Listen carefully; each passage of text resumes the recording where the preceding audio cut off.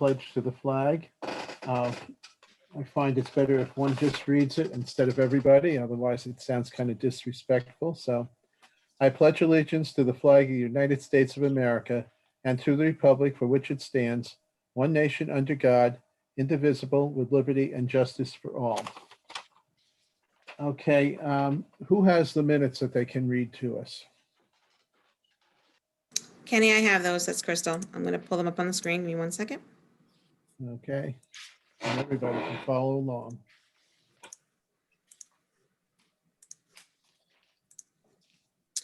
Regular town board, meeting, the planning board was held on March 15th. Everyone that was present: Ken Boehm, Joe Query, Sean Harrington, Mary Bermudez, Kathleen Hankins. Absent: Barry Becker and John Kaufman. Others present: approximately 4 members of the general public, including Crystal Weston, town clerk.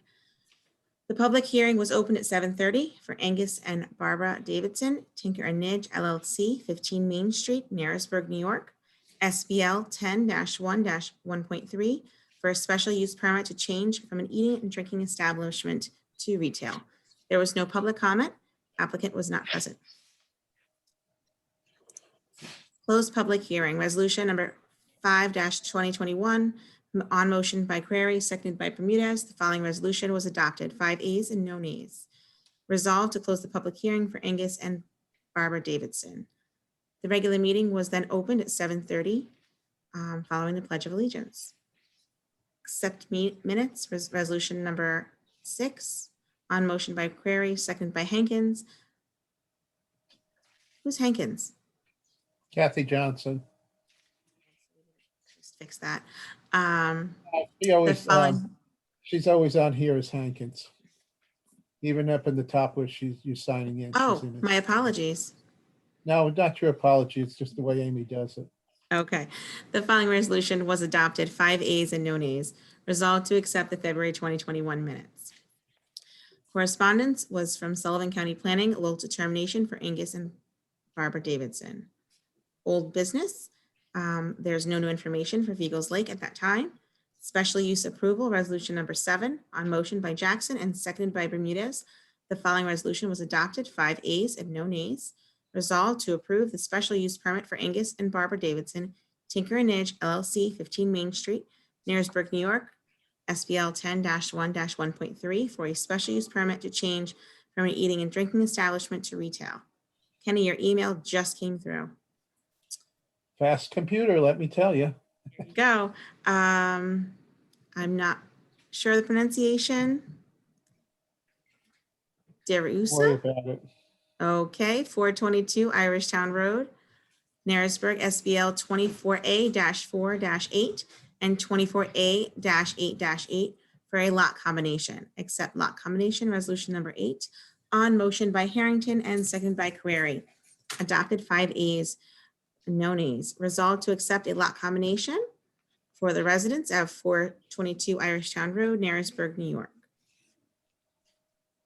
There being no other board comment or public comment, on motion by Hankins and seconded by Bermudez, the meeting adjourned 7:45. Respectfully Okay. submitted by Amy. Okay, I thought we had Ed up at the top is not there. Did you see if he's crossed out or what that's about? It was crossed out. Why? He wasn't there, Kenny, so I just crossed out his Then name. you shouldn't have a resolution by Jackson.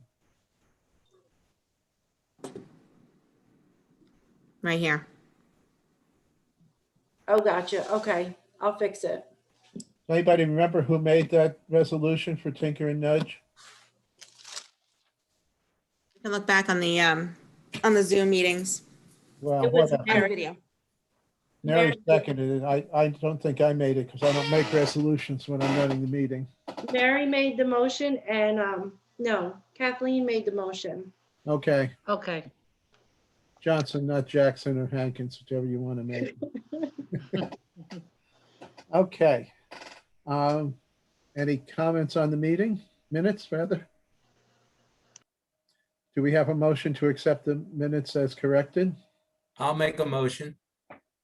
I'll second. Okay, any comments? No. Have a motion on the floor with a second. Let's go through our list here. I'm an I. Barry? I guess that was an I. Mary? Yes, aye. Joe Carreri? Aye. Kathy Johnson? Aye. Sean is not here, correct? Correct. John Kaufman? Aye. And I'm an I, so motion is carried. And just Yeah. as a further reminder, when the board members speak, please state your name when you're voting. Yeah, because so everybody's coming through kind of garbled. We all sound the same.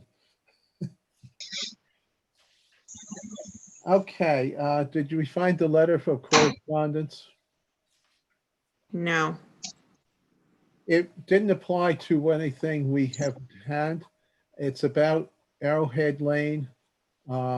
Devin Corrigan, who was the Sawmill Cycle guy, and doing river trips and bringing the boats in and some very minimal camping, he talked to us about. We never had an application or formal inquiry. So this letter really doesn't apply to anything we have on the agenda right now or in the hopper. I don't know where it went to, but Crystal has it at home, so we can post it and try it again next meeting to read it. And maybe it'll be more appropriate when we have the public hearing on this and actually have it on the table. Everybody okay with that? Yes. Okay, let's. Yes. Thank you. Let's go to old business on Figgles Lake. We got a new plat with the complete showing of what they're going to do, which is where we would start. And then they have 8 phases, I believe. Sorry, I'm making a lot of crinkling here.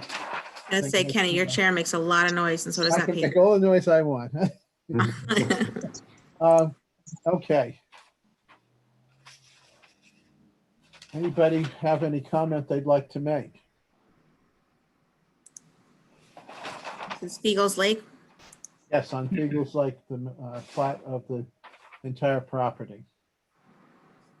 So my understanding, he is holding off on what he originally wanted to do and is going to develop. Why are we not finding it? I don't know, we had it before. There it is. There it is. Okay.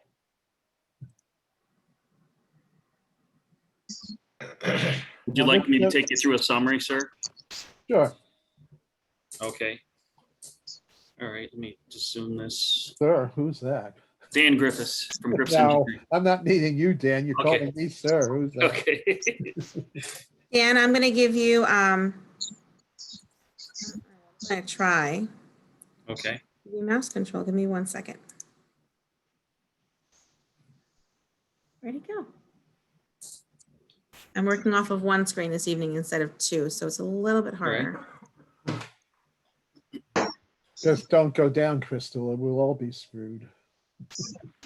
That could be a problem. Yeah.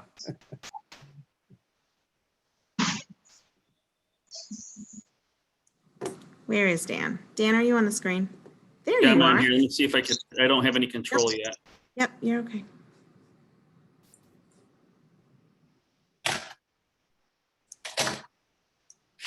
Remote. Okay, there you go. Everybody can see that? I think so. Yep. Yeah. The plan I just opened up there? The colored coded plan. Yes. Yep. Okay. Let's give it an overview again. Dan Griffiths from Griffiths Engineering here on behalf of Stuart Venner for his Fiegels Lake subdivision. And pretty much before we had the original layout, which we came in. Dan, Yes. you're not sharing your screen. You're using my screen. Oh, I'm sorry. That's okay. Just click the screen and then it says I'm waiting for you to take over. Let me just go back. Where do you want me to hit? Where do I hit to take over? Just click the mouse anywhere. There you go. I have that then. You're controlling screen. Okay. Whoop. Is it something that I could bring in my drawing too or not with this? That one was your drawing. Oh, okay. Yeah, well, we've gone to narrows. Could you see this one I just brought up? There we go. There we you go. are. The one I just brought up? Yes. Okay, perfect. And you can see my mouse moving on it? Yes. No. Okay, Dan, they're still seeing mine. Hold on one second. okay. Let's try this. Well, at least we see you now, Dan, so we're doing good. Okay.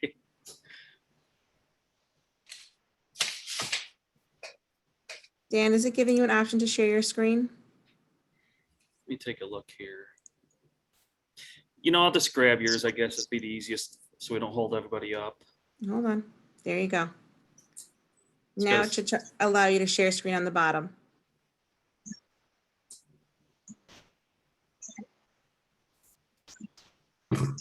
Share screen.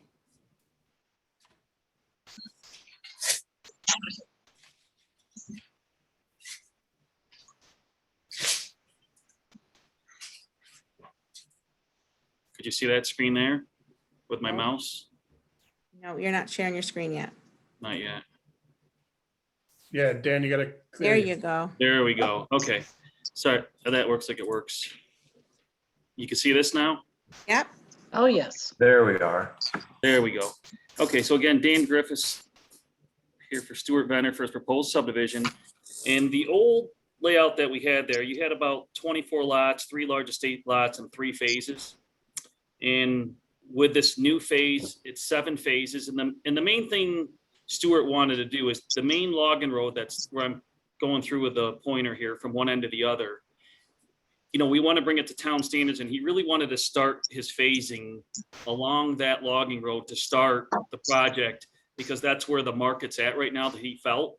And he wanted us to it's the same road that was designed in the other project, in the initial one that we did last year, but just the phasing had changed. This road we've already given the design to Chuck Foster, town engineer. All the roads in phase 1 and 2 down in here all remain the same. We still, unless we have comments. But he wanted to change the phasing to start with the main road through the middle, upgrade it to your standards. The market, he feels that he can sell those first, gets things going, gets money going for the cost of the roads too as well, and get those established. And then when the market returns down by the lake, which are the premium lots, he does want to do that, but those are now a later phase of the project. So that's pretty much where that's at right now.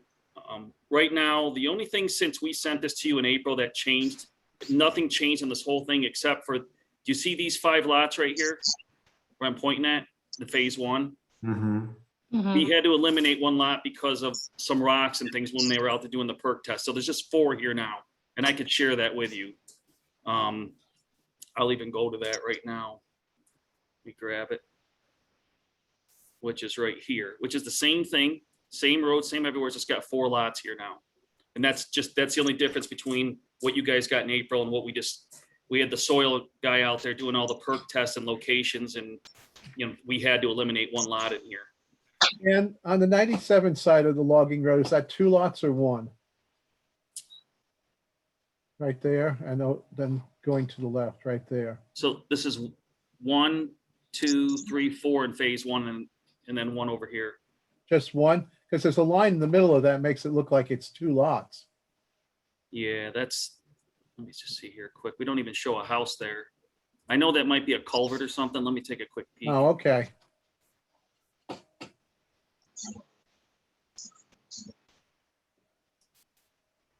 I mean, right now, this Yeah, is, but you have acreage on both of them. yeah, and right now, we show a stormwater pond reserve area for this here. We don't even have a house shown here right now. It's mainly a stormwater pond reserve area. So who's going to own that in the future? That's normally a stormwater, when you do a stormwater pollution prevention plan, you normally have post-stormwater control practices. So it'll be discussed as we go further, but when we get into the detailed design of the stormwater, we'll work that out and all the details. And in a SWIP, there's post-stormwater management requirements that the state wants to see. So they have to be able to get in there and maintain the ponds and things like that. Okay, how many acres is that piece by the pond? That's 2.4 acres right there. Okay, so it's not a viable lot. I don't want to see go into tax sale and be sold and then become a viable lot in the future. Yeah, I mean, we don't even show a house on it now and then. I know you we- don't, but it's going to be a separate parcel, obviously. Mhm.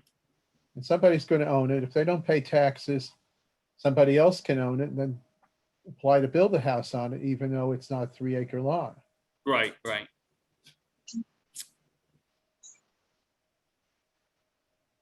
So we show it right now as a stormwater reserve area because we do have to get this water.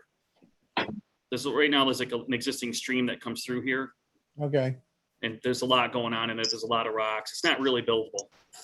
It's good for a pond and for its purpose and it already has water that. isn't that where your logging entrance is and it's a level field? But no, the entrance is right here right now from the store. Right. Okay, so the lot goes to the right of that entrance. Yeah, and you have to look in there. There's a lot of rocks and things that are going in, but there is a low area where the water is all going to right now, and that's where we're trying to locate that.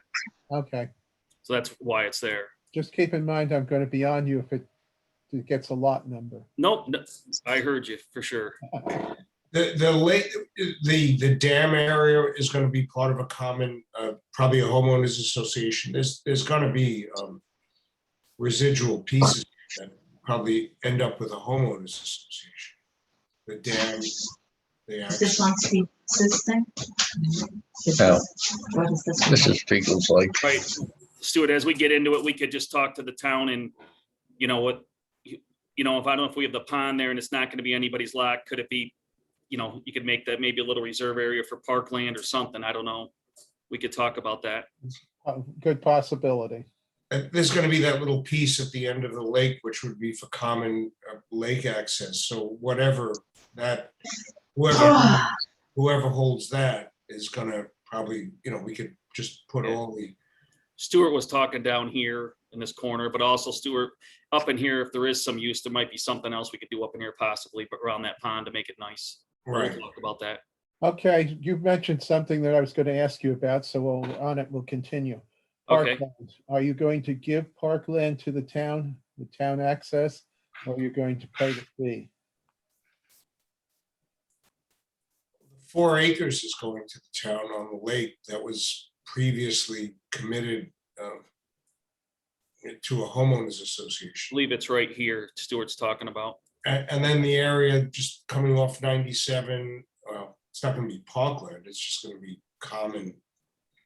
Stuart, are you talking this lot right here? Yeah, that lot there is definitely. Yeah, he going- wanted to gift that to you guys. So would the public have access to the lake then from that lot? I don't think we really want public access to the lake. It's just going to get very crowded. I think it's just for views, for viewing the lake, but not for public access to the lake. It's not a very big lake. It'll be overcrowded.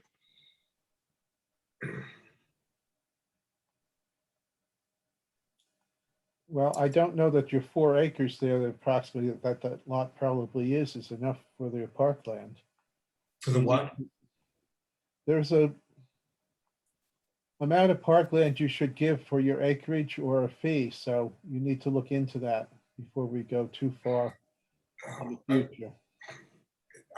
I don't know what the fee is. I just know that this,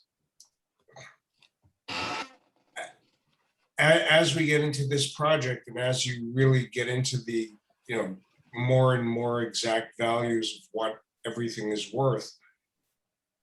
At this point, one reason we added the lots is I'm not even sure that this works economically as it is now. I mean, there are tremendous pressures on the cost of building, which is, Okay, which is, we, you need to refer to Town of Tustin Resolution 108-05 from October 05.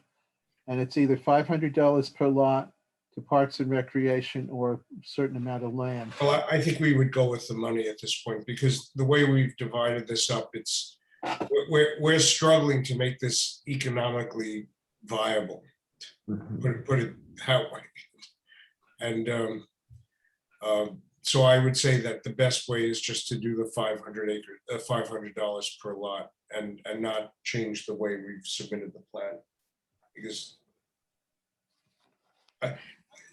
put it frankly, I mean, the whole, there's a kind of symbiotic relationship between this project and Narrowsburg. And we're hoping this project improves the values in Narrowsburg, and on the other hand, that the values in Narrowsburg improve the project, because we've spent a lot of time talking to home builders and analyzing the numbers, and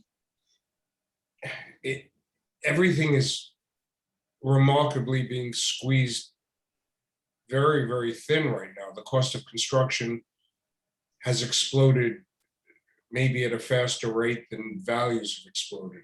And this is something we want to do because we started it, but I'm not quite sure we see the end of it in terms of being profitable. And part of that will be based on values in the area continuing to improve. But right now, it's actually very, it's very thin. So I guess we would just want to fix it at the number and not try to rearrange the way we've arranged the lots in terms of a parkland donation. Okay, now your roads are all 15% slope or less. Yeah, you want me to go through pretty much what we did before real quick? Okay, So we, in the initial phases, and it's the same here, everything you see where we come into here, into phase, the old phase 1 and 2 in this main Logan Road to the very end here, we designed all this already. The only thing that changed was the phasing of it that you see in front of you now. All those designs were modeled, and Chuck Voss, your town engineer, has copies of all those. And right now, yes, we do meet your 15% requirement. And, I was just, right now, I don't know, Chuck, if you would, I would love to have a sit-down meeting with you guys and your highway superintendent when you had time to go over everything. We would welcome that if it's possible. But that's pretty much, we did it to the minor road standards. And, again, Chuck has all those files already. The only thing I will say that added with this, the phasing change starting down the middle, we added more lots. There are 2 spurs that we put on this. And that's what we want to talk to you guys about tonight was, we did a spur off of here for a phase because it's some nice lots. And then an existing road here that comes around that we're going to have to improve to meet your minor road standards and to service a big lot up here in these lots. So these 2 phases with these spur road, these are not designed yet. Everything else on the site has been designed and given to Chuck Voss. will those spur roads be turned over to the town with the other road, or are they private driveways? Well, I think right now, Stuart, how did you want to go about the roads? I thought you were going to keep them private, or how are you going to handle it? I think it's going to be kept private, although, again, the more we really dig into this and look at it with a sharpened pencil, I'm not sure, let me just say, I'm not sure whether it's better to turn it over to the town or not. It's a question of the cost of bringing the road to that standard versus the cost of, and the questions about how often do these roads have to be kept clear during the winter? How many lots get sold? Who's responsible to clear the road? If people are using these as seasonal homes, how often do roads have to be cleared?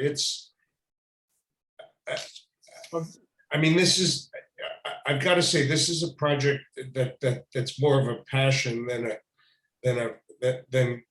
at this point clear economically. So I'm going to have to say I don't know the answer to that. Okay. Stuart, we're doing these to the minor road standards, regardless if it's private or they have it. So Dan, what are those standards? they're your town standards. All your town standards. A 20-foot road? Yeah, the minor road standards, and Chuck Voss, you have all those right now. Basic, right, Chuck? Yeah, we've been talking, with Ed, been trying to get a meeting with the highway super. He's been super busy, no pun intended, but we did talk with the code enforcement officer, and as long as the roads are 20 feet wide with a 5-foot clearance on either side, minimum slope of 15%, and they can support an 80,000-pound fire truck, they'll suffice in terms of, meeting that minor road standard. So as of right now, that's really where Dan is headed with his design for all the roads. And I know with that upper spur that goes into that pink section, there's that one little section that originally was about an 18% slope, but Dan has been reworking that to comply with a 15%. So right now it looks like, the road, as per their designs, will meet all the current town standards. So, that's the important part, is if Stewart decides to keep these roads private, they still will be at that minimum town standard for accessibility and for vehicle or emergency vehicle access, which That is includes obviously the critical. cul-de-sac turnaround for emergency vehicles, I Yeah. assume. Yeah, there's those as well. Yep, So, we maintain the maximum length to that per your code. yeah. Yeah. So we're making sure we keep a close eye on all that as they figure out their design options. Have you thought about installing a dry hydrant for fire protection in the town and here?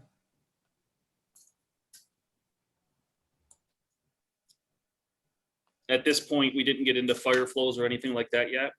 We're want to do some test wells that we were talking to Chuck about and finding out how many we needed, and based on that and the type of house, I know we need a certain amount of fire flow for a certain duration of time of gallons per minute, right, Chuck? So that's Yeah. stuff that we had to get into, but we wanted to get into the test well locations, and then we could definitely discuss that. Now, this is where you would put a hydrant that doesn't freeze in the ground into the lake so the fire tanker can draw water. We Mhm. have several of them in the town, so it would be good to have one in this lake too. Yeah, that's something that I'd have to refer to Stuart where if he was gonna allow that or where. I remember we spoke to one, I can't remember his name, the road, one of the road people who said there was a nice spot along 97 where it possibly could go and would pick up the water table from the lake somewhere. I mean, you probably could pick it up on the back side of this, farthest from the store. There's a stormwater pond back there. You probably could. No, we're talking about near the lake. That's where he had thought of it. Yeah, I mean, but you might be able to even do it out of a stormwater pond sometimes. Oh, I didn't think about that, but he said But there's. we'll talk about it because that's right next to the road, There's 97. a spot right near the entrance on the lakeside where he thought he found a good spot to do a hydrant. Yeah, right here in the corner, probably Down by the dam. Yeah, somewhere right around there. Yeah, right in here. just keep it in mind because it would be good to have for you and us. No, that's right. That's a nice Yeah, spot. that was discussed with one of the Okay. road, when we did the perm 33. Because this has to hold the fire truck. You come in, it could be right there. Yeah, that's where he was saying, and all the water pressure from the lake that would be a good spot to put it. I didn't think of the stormwater pond, but maybe there too. If it makes sense. So as far as is what we've been doing for investigations, do you guys want to hear about that yet, or still talked about the site layout? Whatever you want, Dan. Okay, so Jim Bates has done all the wetlands for the entire property already. Site survey's all the topo's been done. We did have all these home locations. Tom from our office was out with the guy used to work at Soil and Water, and they actually located these houses and the perk test locations that were surveyed and did the perk tests. So that's all been done in every one of these lots right now. The report should be forthcoming. And the lady who's doing the rattlesnake investigation, she said that she wants to wait till it warms up this week and go out next week. And then we should get something from her hopefully soon, because it just wasn't warm enough yet on her end. And for archaeology, they completed the phase 1 and phase 2, all the field work based on our latest layout, and they found nothing. So we will be getting a report on that. We will forward it to you, but there was no findings of any archaeology on the site. But what she found was that there was a pile of rocks, and she wasn't sure whether it was hunters, children. So everything is clean on that. And then the only thing Ed had talked to me about is about an eagle down by the lake, and we've looked a couple times and I can't find it. So I don't know if there's any other we have Jim Bates that did the whole environmental end. Is there any other environmental concerns that you guys would have that we didn't touch upon? I don't think so, but that's just my opinion. Okay, so we just want to make sure with the seeker, as we're getting into, we want to make sure we address all your concerns. I think we pretty much anything you've asked us to do, we definitely investigated it and did the field work already. We are dealing with DOT on the perm 33 since the beginning of the job. That's going well for all the entrances. So that's progressing well, and there's no issue there. Okay, that's good. That was another one of my questions. Yep, and we work with them a lot. Kathy Knitter is the one permit lady. She's right out of our area, and I know her well, and we do a lot of work with them. So we're working with them now, and so that's access. And again, stormwater management, we have a specialist involved in this job, and he has located these ponds. And as we go into detailed design to complete this, there'll be a full stormwater pollution prevention plan for this. And Chuck Voss will get a copy, and then whoever else wants one, and we'll go from there. And the goal of that is to make sure, there's for water quality and quantity, there's no increase in runoff from its existing condition, and no sediment leaves this site.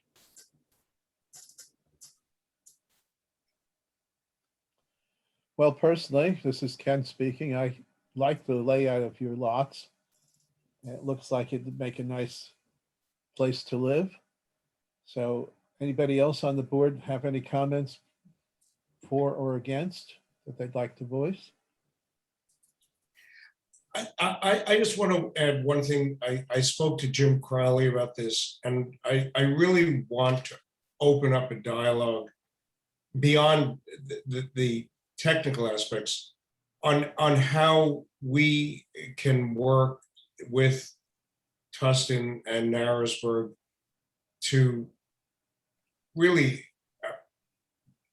I guess the word is enhance the community, because the way things are going with construction costs and the way things are just after COVID going with people moving, the real question here is how do we work together to create this as a real, coherent community?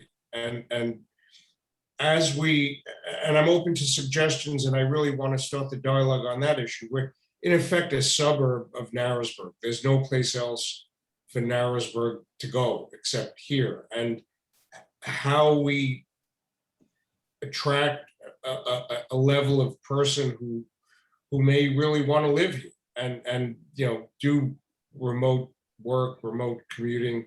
This is where we're going, because as you really dig into the numbers of what it costs to build houses now, it's a very, very tricky question. And you're going to have to attract people who are fairly affluent in order to afford high quality housing. And it's a question facing the country. It's a question facing us as developers, and it's a question facing you as the community, is what exactly are we going to do here?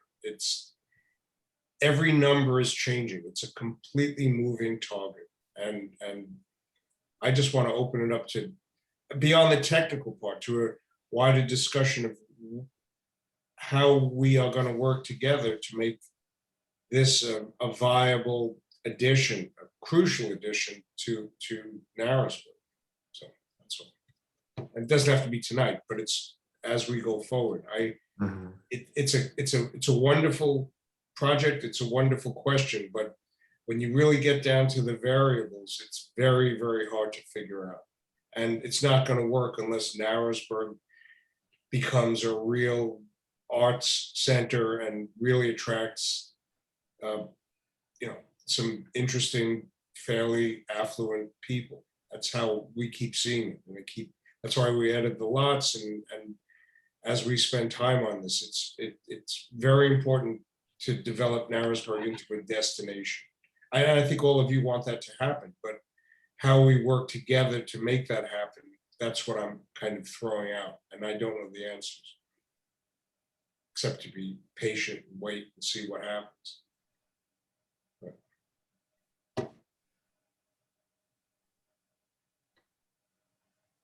COVID has changed everything. And it's changed the cost of construction. It's changed the location of people. It's changed the thoughts of people and the movement of people. So I'm just putting it out there. We'd like feedback on that.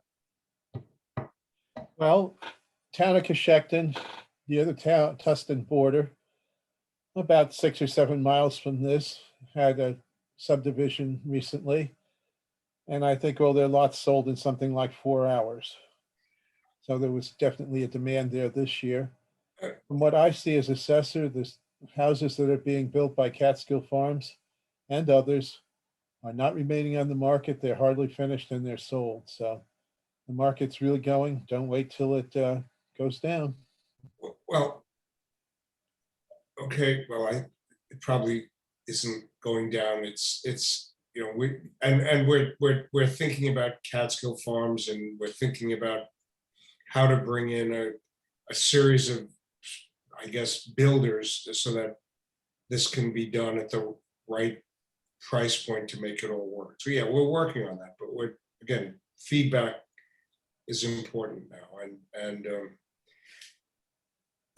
the other part, I guess, I'm not as concerned as the market going down as how to make this a premier destination. And if you sell something out in 4 hours, I think you've made a mistake somewhere along the way. You haven't done it.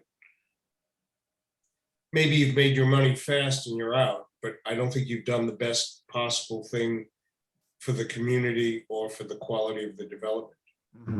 I'm not really looking at this as a way of just putting a bunch of lots on the market and letting chaos occur like the land rush out in where Wyoming or wherever that was, Oklahoma. I think I'd like to see this thought through. I think, you know, if you throw lots on the market and they sell out in 4 hours, you've created a very chaotic situation, and that may not work out in the long run. You may have a lot of people with a lot of lots, but it's not going to be coherent. It's not going to benefit the community. And I don't know anything about the spot you're talking to, but I would say it's unlikely, if it's 6 miles from Narrowsburg, that it's next to a community that's ready to explode. It's somewhere out in the middle of nowhere. And I really, you know, we're going to take this slowly and carefully, because I think it's a way of creating something that's coherent and ultimately a wonderful place for people to live. That's kind of where I'm going. I don't want to put this out there and just throw it to the winds the way that what you're referring to happened. It's how to make it something special. I don't know how else to say it. Because I don't think, you know, you can take a piece of land and chop it up, but I don't think there are very many pieces of land that are overlooking the river, that are next to a community as special as Narrowsburg. And basically, you have a mountain that's very, very private next to a community that's thriving and about to maybe reach the next level of thriving. So that's where we're going. And again, that's where I'd like feedback if we can, at any level we can get it. How to do this right, how to really do it in a special way. I have enough other things going on that just doing this in a haphazard way doesn't give me any satisfaction. That's I've spoken to Jim Crowley about it, and I'd love to sit down with whoever and figure out how to make this a very special project.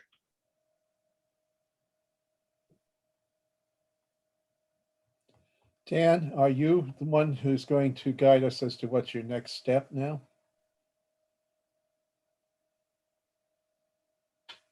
Yes, pretty much the layout that we have in front of here. Like I said, the only thing that changed from you first got it is there's 4 lots here instead of the 5, but everything else is the same that you have, identical that you were set in April. Stuart likes this layout right now. And I guess Stuart, from here, you'd like to get permission that if they were okay with this layout, we could get into finish our design on this, right? And Yes, I'd like to finish the design and I'd like to get the main spine of the road completed this summer.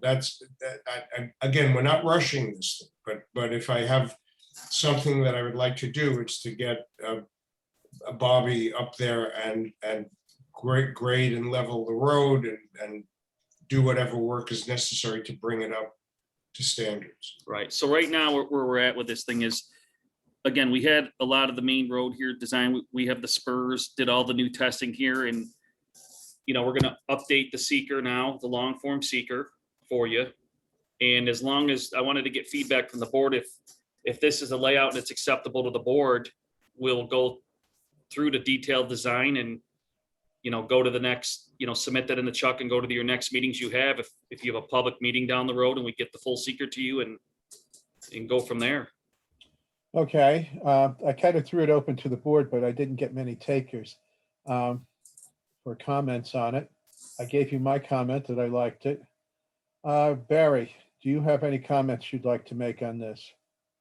No, I think it's a great plan, and I'm liking the detail. I'm looking at the original map here in front of me and seeing the variations that you've made already. I think there's definitely good potential for the growth and having this division of town become and expand and make the town good.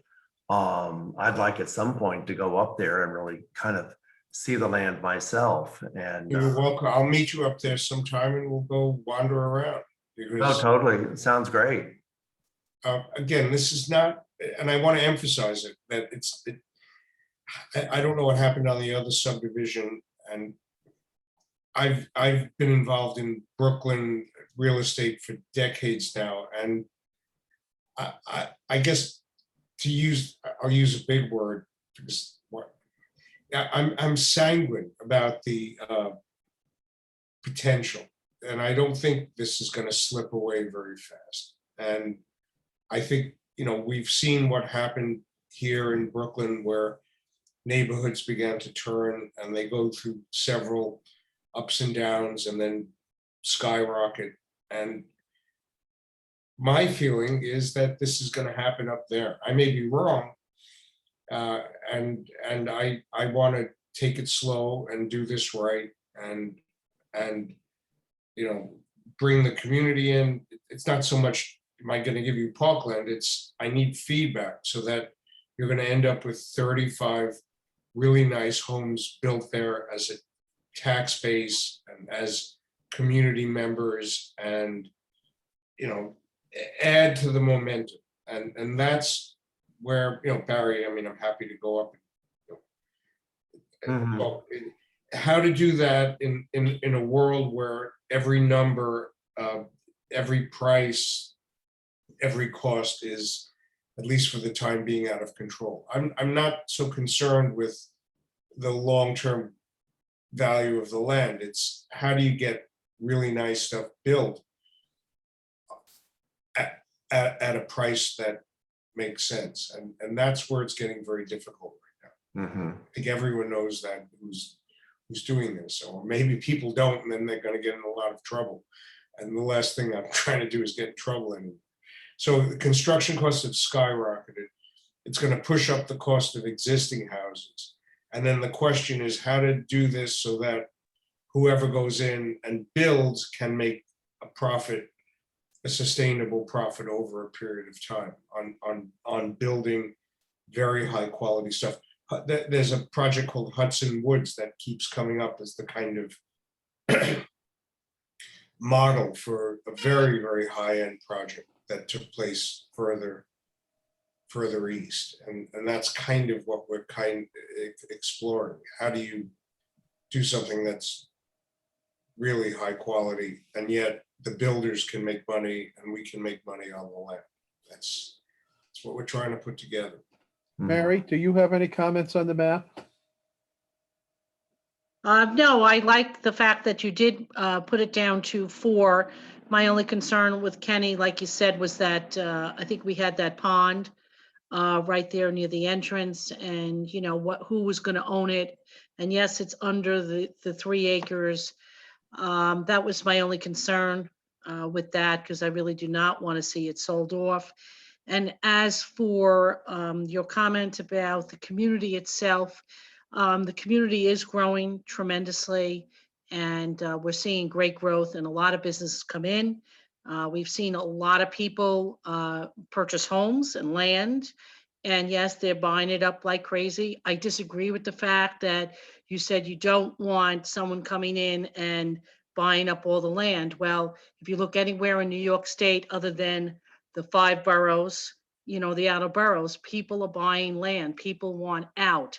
And, maybe that's not the quality people, but I know for a fact, living in the flats of Narrowsburg, we had quite a bit of turnaround and sales that were astronomical. And you would have never touched that. No, wait, hold on, I'm speaking. It's my turn now. So you did ask for an opinion. I'm giving you my opinion as a board member. I think it's wonderful, this project, to move ahead. And yes, the price of lumber is over 120%. A 2x4x8 is astronomical, Yes. just for one board. A piece of plywood is like almost $68. So I agree with you. And at the same time, the bubble's going to burst for building supplies, but whether or not, you can find someone, I will say this, there are people coming in from New Jersey, Pennsylvania, and other places to do work in Narrowsburg because the local builders cannot keep up with it. Right. They just can't. No, that's, That's I my don't, opinion. I don't think we're, you may be slightly misunderstanding what I'm saying. I'm not saying that I would just like to see it develop coherently. That's it. There's no rush. And just dumping 35 lots on the market willy-nilly and then having people come in, there's endless potential for conflict. There are issues that, again, I want to speak to the town. How do you control noise issues? How do you control use of the lake? How do Well, you that's really why make- there's codes. That's why there's a planning board. That's why there's a lot of things that can prevent and alleviate some of your concerns Right. about noise, about the keeping the I can't even think of the word, and Jane Luxon will know it, but with the whole comprehensive plan, they are rewriting the comprehensive plan. But it's There's a not lot of done things- yet. Yes, It's and not- then that will definitely help. I'm thrilled that there's a new development. I think it's wonderful. But there's going to be a point in time when people are like, okay, now there's no more land, or there's nothing, and now they're going to go somewhere else. And Oh, so no, my no, concern is that, I'm grateful that it went, like Kenny said, 5-6 miles away. That just brings other people into Narrowsburg because there is going to be tourism, and Narrowsburg is a destination. And you hear about Narrowsburg all over the place. And I will attest to that because we have people that come and stay with us from California. And the reason why they come from California and anywhere else is because of all the publicity, all the social media, and all the wonderful artists and actors and things like that that do have an attachment to Narrowsburg. Okay, so let's move forward. I'm trying to just get my personality as I've reached older age where I used to rush. I want to move forward very deliberately and methodically. I'm just not rushing, and I'd like to get permission, and Dan can work out with the town engineer how to get the road, the main spine road, built this summer. And then I'd like to take this step by step and bring this from planning board approval of what we've proposed today, and then go to the next step, which is a public hearing, so that we can get the subdivision approved. But what I'm emphasizing is I want to move forward deliberately, coherently. I love feedback. I want to do a special project here, and we're moving forward. I'm not procrastinating. I want to move forward deliberately, not rush. I don't want to be misunderstood. My wife tells me I can't, I don't know how to communicate. And no matter what I say, everyone misunderstands what I'm saying. We're moving forward. I just want to move forward and make this a wonderful subdivision. I don't want to move forward and rush and get nervous that the people are going to disappear, because I don't think they're going to disappear. Okay, Stuart, I'd really like to move this meeting along. All right. I just wanted to respond. So let's. Joe, do you have any comment that you'd like to make? Yes, I do. I have the same question on that pond lot. And the other lot, the give back lot, who's gonna own that? That on the original subdivision, wasn't that common land for the original subdivision that was done? No, I think it was, I believe it It was was- never really clear it was gonna be It was common land homeowners given, association. Homeowners association would own it, but it was meant for people from the town to come out and enjoy the view of the lake. That's how Steve always expressed it. I That don't think it was homeowners ever carried association, out that way. it That's never something you'll was. have to be looking into. I think it's completely unclear how it's, the Well- status of that is Well, very. from your lot, it's part of the lake. From What? your map, it shows it as part of the lake, so, right, it was part of, and it was given in the original subdivision as a common land for the subdivision, for the people to use. But he wants to give it back. Who's gonna own it? And what's it there, just for the people of the town, just to look at the lake?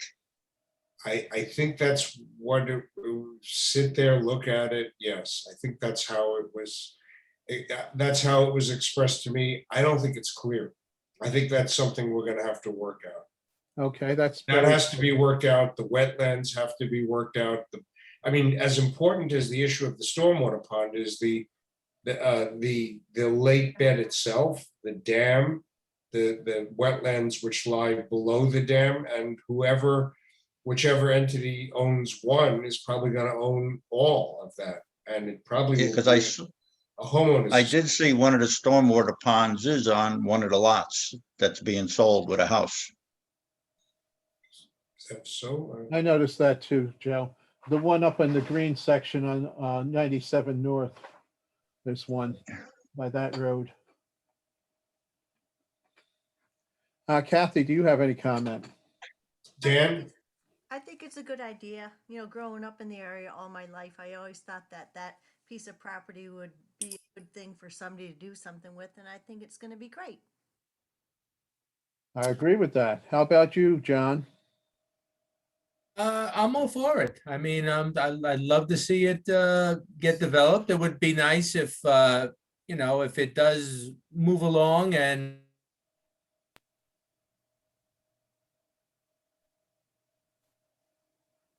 Did you disconnect, John? Yes, John froze. John froze, okay. Okay, we've gone through the members. We have mostly favorable comments. So I think it's up to Dan now to take this ball and bring it back to us Okay, and finish up to get this whole plan done for the total subdivision so that that's in place, and then your first phase or whatever you want to do next.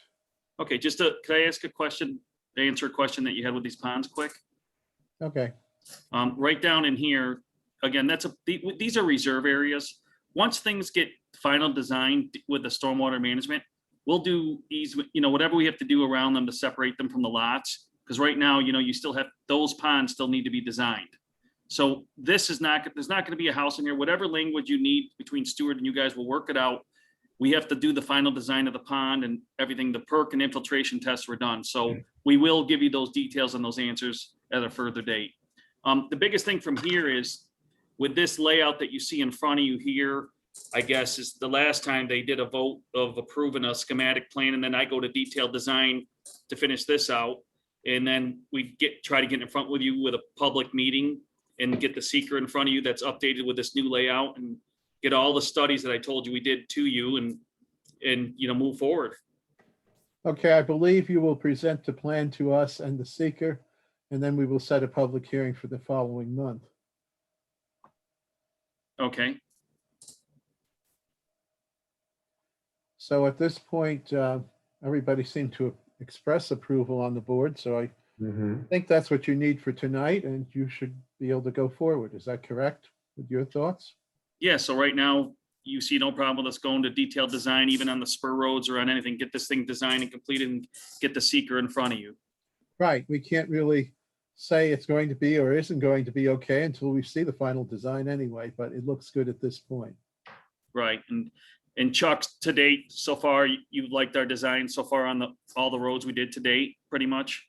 Yeah, Dan, we're fully supportive of the layout, you know, now that you've kind of worked out the road slope issues, you know, in a favorable way, I think you're fine to go. You know, Okay, the so we devil's just always basically gonna have be- these spurs, and then we'll get really onto the stormwater management aggressively. Yeah, and we'll make, just for the board's information, we'll make sure that we, you know, work with Dan on the stormwater management end to make sure that the ponds are in the right locations. Obviously, that they're designed appropriately for the roads. You know, we'll work with them on the ownership issue of some of those potential, you know, stormwater management lots and of the common lots. So that next time they come back, you know, they'll have all those answers, you know, pretty much worked out. Okay, All right, You- at this point, perhaps we should do a formal resolution and vote so that it's not just informal, who thinks what. Would anybody like to make a motion that we give our blessing, so to speak, to this plat and it go forward to be developed? I move for it to move forward. Thank you, Barry. could I Second, make a quick question? sure, Sorry, didn't mean to interrupt, sir. sure. To this date, I wanted, this is our newest lot right here, this 5/14 date. I don't know if you could do it to that resolution or not. Because just took the one lot off. That's all I was asking. I don't see you taking the one lot off you told us about. I don't see that as being an issue. Okay. All right, I'll No, I second the mean, we're not motion. gonna put this one on top of the other one and say, no, you made a change. The object is, okay, right now, you may need to make some changes to make things work. I'm with you. I'm with you. Sorry, go ahead, We sir. have to, look at those changes and make sure we're okay. Yes, correct. All right, good point. A right. second. I'll second, Mary will second the motion. Okay, we have a motion on the floor and a second. Any further discussion? Call for a vote. Barry, Aye. Mary, Aye. Joe, Aye. Kathy? Kathy, turn on your mic. John Coffey? Kathy's mic is on, she's just not there. Aye. Okay. We have enough to carry anyway, so motion carried. He likes Thank it. you for your presentation and Thank spending you. time with us. Thank you very much. You're Appreciate it. welcome. Okay.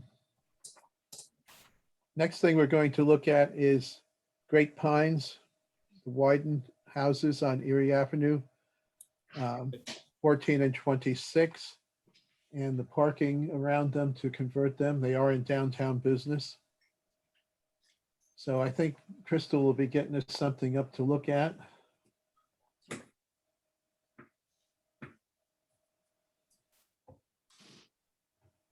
14. Yeah, that one, yes. Do we want to look at the application first or the maps? It's up to you. Can you go to the other map, Crystal? It's just a survey map. Nope, wrong way.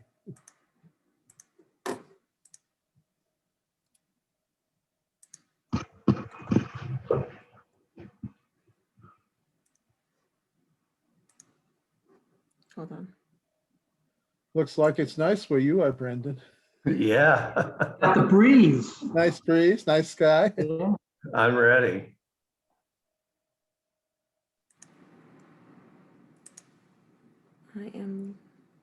I'm looking for them. Those are the colored ones that we had it before, correct? No, It's a site survey of the two lots. they're the ones I sent you this afternoon. I think you showed it before. Yeah, we had them. We just got to find it.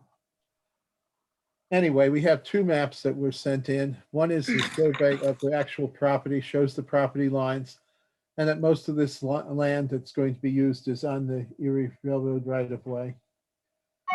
Then we have the site plan. If you get that one to come back up, Crystal, let's go with that.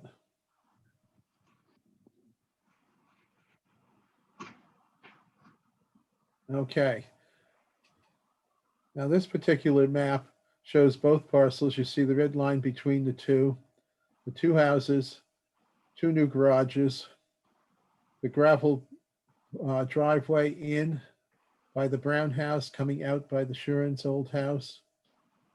And it shows parking spaces for 26 cars, 4 of which are in garages, and gives us a breakdown of why he went for 26 spaces.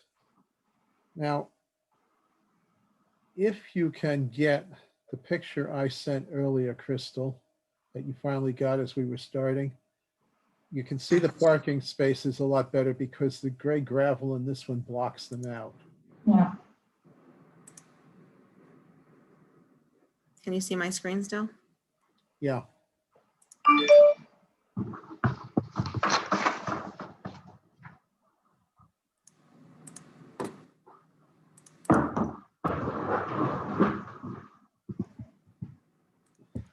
These are pictures that you sent. Yeah.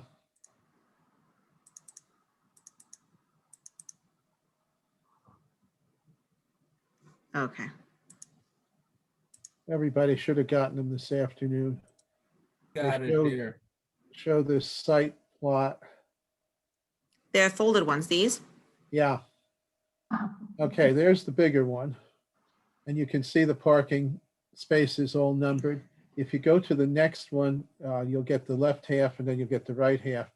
And you can see the number of the spaces. I don't know, can you go through them, Crystal? I'm trying to. We're having a little bit of a, Just because I want a new computer, it's not working well now, you think you do too. Yeah. no. Okay, I'll- this is near the railroad bridge where you would enter. It shows 2 spots in the garage, handicap spots between the buildings. You're going around the back, and then you've got parking spots along the back rail by the railroad bank. And you got 2 more spots in the garage and more beside it on the edge of the property line. Brendan, why don't you take it from here if you want to explain anything to us? I'd be happy to. Thanks, Ken. So I'm going to refer to the 2 houses as the Kelly House at 14 Erie, which is on the right-hand side of this sketch. And the one that I'm pointing to, I guess you can't see my cursor, Crystal, is the Shern House at 26 Erie. It's right here, correct? Correct. These are directly across from the old Narrowsburg School, rechristened the Narrowsburg Union. And this is, these 2 houses lie between the railroad tracks and Erie Avenue. About 1 year ago, we came to the planning board and you approved our plan for the redevelopment of 14 Erie, the old Kelly House. And that was for redevelopment of the building into commercial on the ground floor and 2 residential units on the second floor. And for that, we had a plan design which included 8 parking spaces, which is the minimum that was required to develop that into the commercial and the retail above. Since then, earlier this year, we purchased the Shern property, which is the property on the left-hand side, 26 Erie Avenue. And we're coming to you with a redevelopment plan, which changes a little bit what we applied for last year and shows how the entire site can be developed for, again, commercial on the ground floor of both buildings and 2 residential units on the second floor of both buildings. And we've calculated the number of parking spaces based on the higher requirement for retail that serves food. We, although we don't know exactly what the leasing plan will be, we are very encouraged by what the botanist has done, who is on the call with us today, Holly Gallagher. And we think that the botanist would do great in one of these two locations as retail, food retail on the ground floor, and probably food retail on the other one. But of course, we don't know yet. We don't have leasing plans finalized. So just to look at the Kelly House on the right-hand side, last year, this was a driveway that was both an in and out driveway. It did not connect to the Shern property because we didn't own it at that time. We had a one-car attached garage on the back side of the house. We've made this now a drive-through, two parcels where you drive through at one side. We've got about 170-foot clearance from the close edge of the inbound driveway to Bridge Street, and we've separated the garage as a standalone structure. I mean, if you know these are narrow lots. They're squeezed in there between the railroad tracks and Erie Avenue. So the driveway, the inbound driveway, continues around the back of the two houses and comes out back onto Erie Avenue, close to where the driveway is for the Union. So this is the Kelly House right here, correct? Well, that's the No, garage. no, that's a new garage. Move over to the left. Move the cursor to the left. Yes, that's the Kelly House. And the Kelly House, we've decided that the Kelly House, as a house itself, is not structurally capable of a significant renovation. We will take that house down. We will build a new house, generally on the same footprint of the existing Kelly House. The Shern House, we will retain. We'll put an addition on the left-hand side. That rectangle on the left-hand side is a small addition, and we'll renovate that house. Brendan, what's the usage of the upstairs of the garages? Nothing, just storage, just, You listed the square foot, so that's why I was wondering. no, it's just storage. Okay.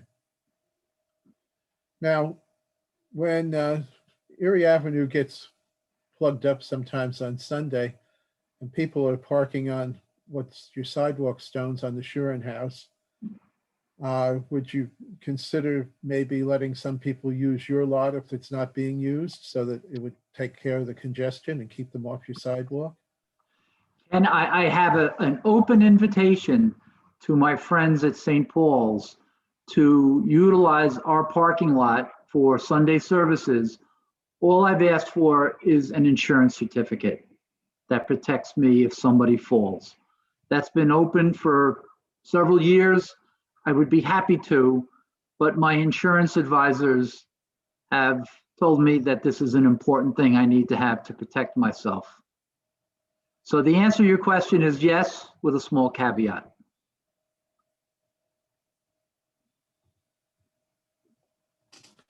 Okay, anybody have any comments from the board? Would it be possible to make any residential space above the two garages? No, we're not looking to do that. That would involve additional services. Frankly, we think that might be too much. Mhm.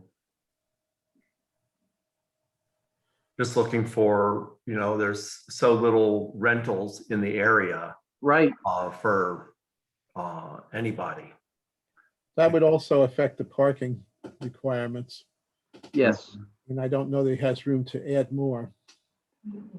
Our layout is not tight. I mean, we show a lot of parking spaces, but if we had to, we could squeeze a few more on. But quite frankly, we think for the scale of the neighborhood, I mean, part of this we look at is, reconstituting a classic Narrowsburg neighborhood.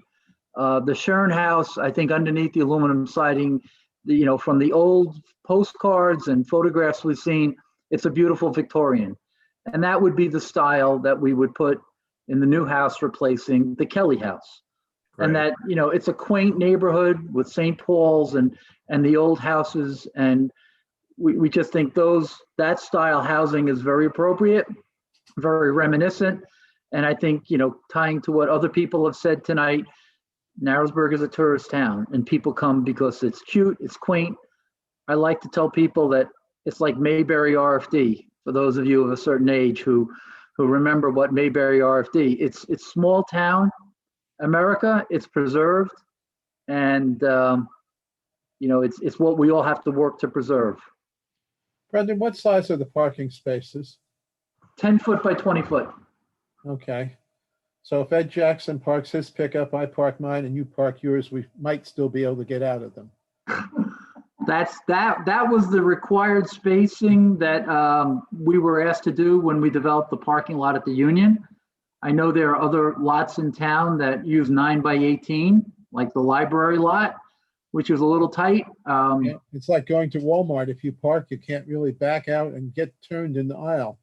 Not enough room, so Right. just asking that, so we can park beside each other then. Right. Okay, we were going for comments, right? We got Barry. Mary, would you like to say anything? No, I think it's a great idea, and I love the fact that the Wydens have done a tremendous amount for the community and continue to do so, and do it in a very classic and very Narrowsburgian historical rural character of the town. And I think it's wonderful, and putting the modern touch on it. And it's been an eyesore, the Kelly House, for a long time. And it's nice, it's like that spot that you're like, oh, they should really do something. Not them personally, but someone. I think it'd be really nice.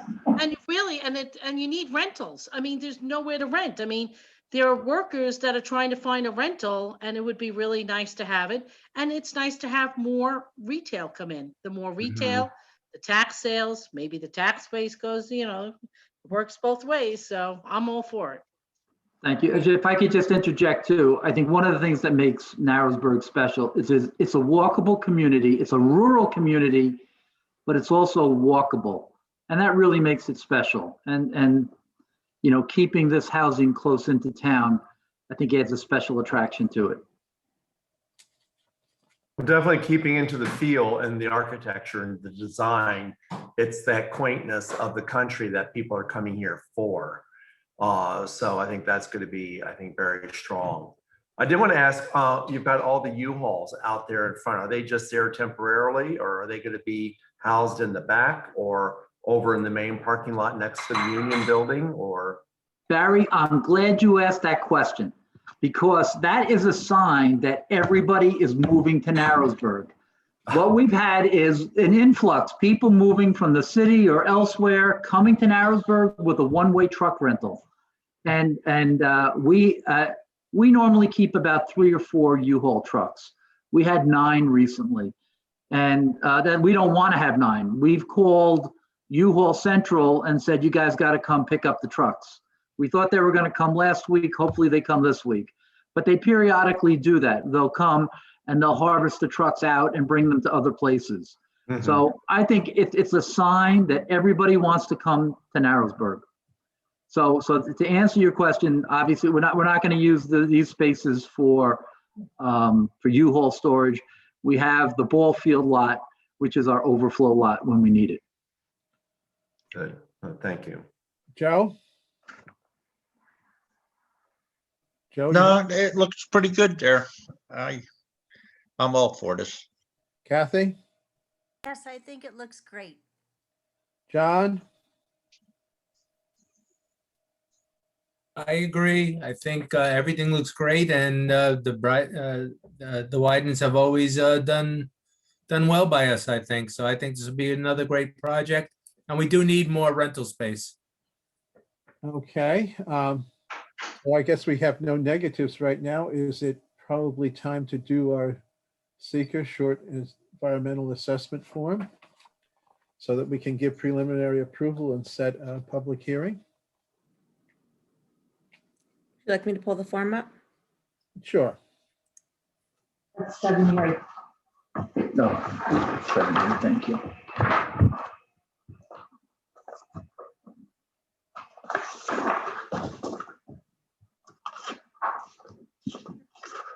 Okay, I'll start reading while you're getting the form up. It won't matter because it's just the Sorry. title. 14 Erie Avenue and 26 Erie Avenue site development.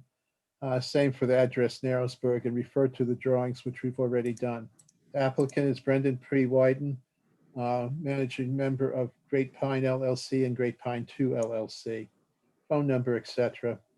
Address care of the Union, 7 Erie Avenue, Narrowsburg. Now,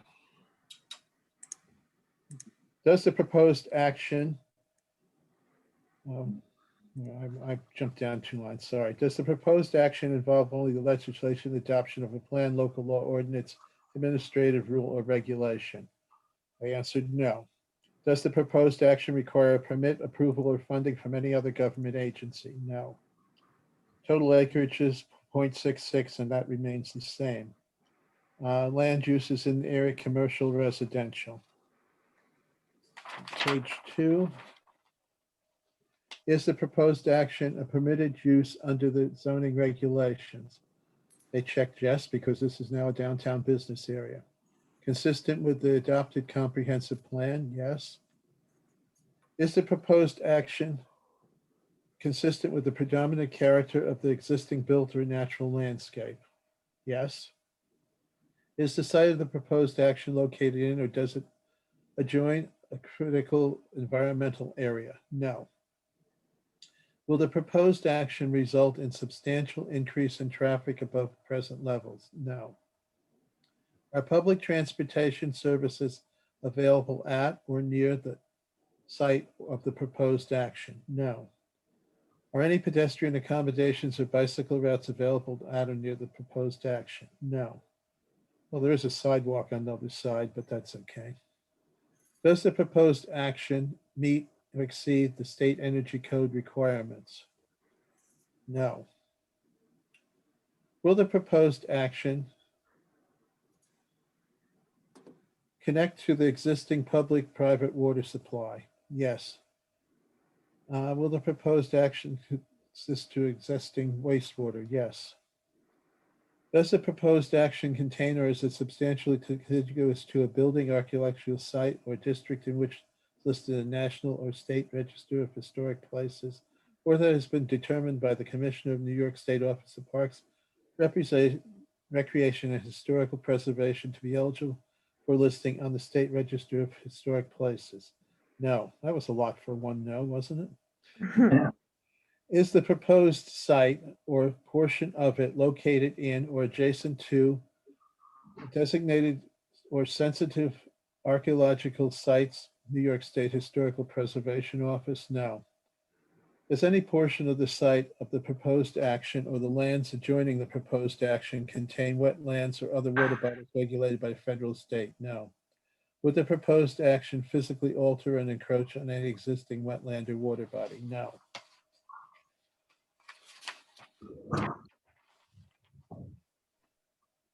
Identify the typical habitat forms that cover this, and it's suburban, so that's okay. Does the site of the proposed action contain any special species of animal or associated habitats listed by the state or federal government at threshold? No. Is the proposed action located in the 100-year floodplain? No. Will the proposed action create stormwater discharge either from point or non-point sources?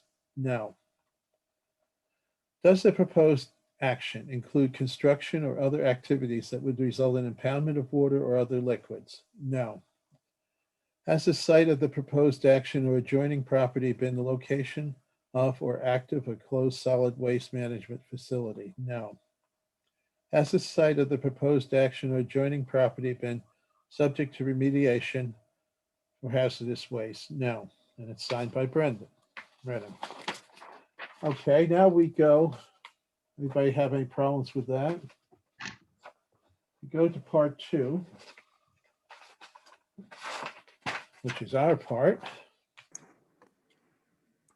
1, will the proposed action create a material conflict with an adopted land use plan or zoning regulations?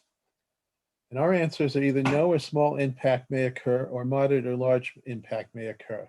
So I would select no. If anybody doesn't like these things, speak up. Otherwise, we'll just keep moving forward.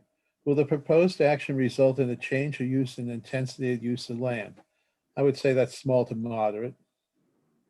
Will the proposed action impair the character or quality of the existing community?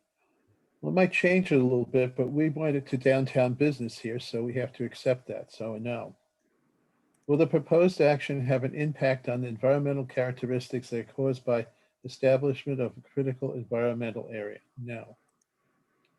Will the proposed action result in adverse change in the existing level of traffic or affecting existing infrastructure for mass transit, biking, or walkway?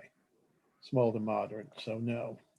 Will the proposed action cause an increase in the use of energy and it fails to incorporate reasonable available energy conservation or renewable energy opportunities? It should be a small act.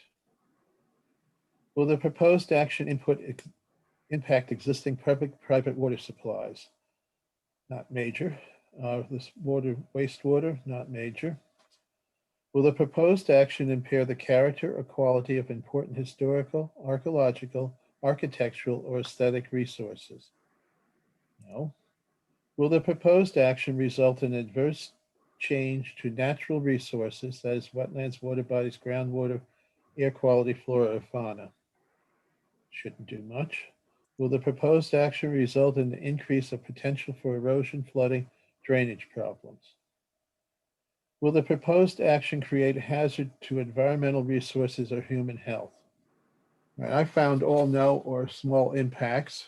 Everybody okay with that so far? Mhm. So we go to page 3 where we do our determination.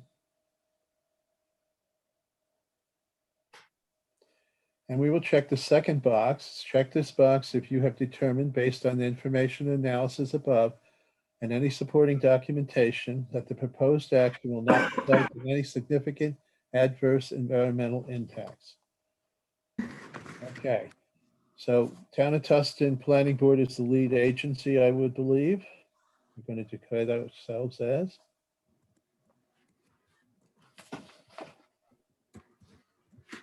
Uh-huh.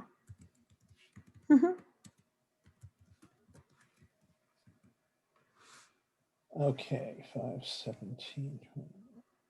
We could use a motion to accept the seeker for the project on 14 and 26 Erie Avenue in Narrowsburg. Is I'll make the motion. that Mary? I'll second it. Yes, Mary. Mhm. Mary seconds. Any Yeah. discussion on the motion on the floor? Okay, call for a vote. Barry, Aye. Mary, Aye. Joe, Aye. Kathy, Aye. John, Aye. and I'm an aye. So we are fine to sign here and we'll go with it. So now we've done the seeker, our next step, I believe, is to give a preliminary approval. Is anybody awake that they'd like to make a motion? I'll make a motion. Thank you, Mary. I'll second it. Joe, was that you? Yes, that was me. Okay, we have a motion on the floor for preliminary approval for 14 and 26 Erie Avenue. Any discussion? Okay, we'll call for a vote. Barry, Aye. Mary, Aye. Joe, Aye. Kathy, Aye. John, Aye. and I'm an aye. So totally approved is carried as something. Anyway, motion carried with all approving. Thank We you. also better read the next seeker. I've had it. Okay, so I think we're done with this particular action right now. So now we move to 7 Erie Avenue, the Narrowsburg Union Building. And we have an application that you probably have all seen. And it's for a comprehensive building signage plan. And Crystal's putting up some sign plans.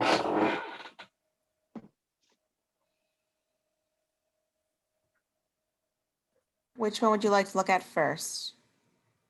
Brendan, you make your choice and you start talking. I think the one that shows the front elevation of the building. One? Just scroll down a little bit. I think that's the one.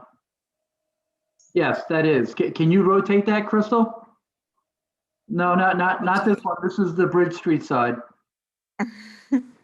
No, it looks like the front side, Brendan. This one? No, Next one. that's it. Rotate. If Where you do we can rotate? rotate it 90 degrees. Up at the top, hit view. There you go. Rotate view. Keep going. Keep going. Up, stay. Counterclock. I do apologize. I We're had a all, little too much sun today. we're all learning. One more time and you'll have it. Woohoo! Okay, go ahead. Ken, would you like me to walk through the issue and our ask? Yes. Our ask is to initiate a program of signage for the building. So just a little bit of background. Why do we need signage for the building? We have a 30,000 square foot mixed-use commercial building. We have multiple tenants in the building. We have retail tenants, office tenants. We have education. SUNY Sullivan is reinvigorating their presence in the building. And we have an event space in the building. Unfortunately, cars speed through the intersection coming down Bridge Street or even going up Bridge Street. And people aren't going 30 miles an hour unless they're stopped at the stoplight. Most of the time, people are moving pretty fast through the intersection. We do have a current sign out in front. It's the legacy sign when it was kind of a community bulletin board for the school. And that sign is just inadequate for us. We have tenants in the building who say no one can find them. They're looking for customers, or they've made a phone contact and they need to meet with someone, and people can't find the building. People are not familiar with Narrowsburg, can't see the sign. They either drive by too fast or it's too small. They just don't connect. And we've had a number of prospective tenants who have looked to take space in the building, and we have the conversation about signage, and they're just totally left flat. It's inadequate signage for them. The building's unique architecture does not really suggest that there are retail tenants in the building. And the building is set back from the street. It's 40 to 50 feet from the street on the Bridge Street side. It's 80 to 100 feet set back on the Erie Avenue, and that's the front elevation that you're looking at now. So it's not like Main Street where you've got a 5-foot sidewalk and you've got, when you drive through town, you see the store, you see what's in the window, and you see the sign. We're set back. We're really more like Peck's, if you think of Peck's Plaza or now Pete's Plaza. So without signage, the only people who would be interested in occupying our building would be someone like a private school. And for those who don't know, when we were first awarded the building, the opportunity to purchase the building, we did speak to the Homestead School and to see whether they would have an opportunity or an interest in taking the building for an expansion of what they do. And frankly, they were not. They had their hands full on what they were doing. And of course, we've spoken with SUNY Sullivan, and SUNY Sullivan has been a tenant in the building, but they really only want one classroom. They don't have any interest in a large building. So, you know, we realized there was no other school around, no other private school who would want to occupy the building. So our plan B was to convert it into a mixed-use commercial building, which is what we've done. And we've been at it for 5.5 years. And, you know, although we've had a lot of fun and met a lot of great people, we're not leased up and we need help. Just going down, looking at my notes. So we know we need to add signage, and we're very aware of the aesthetic that this building has on town. It's at the prominent intersection in town, the only real stoplight, 4-way stoplight in town.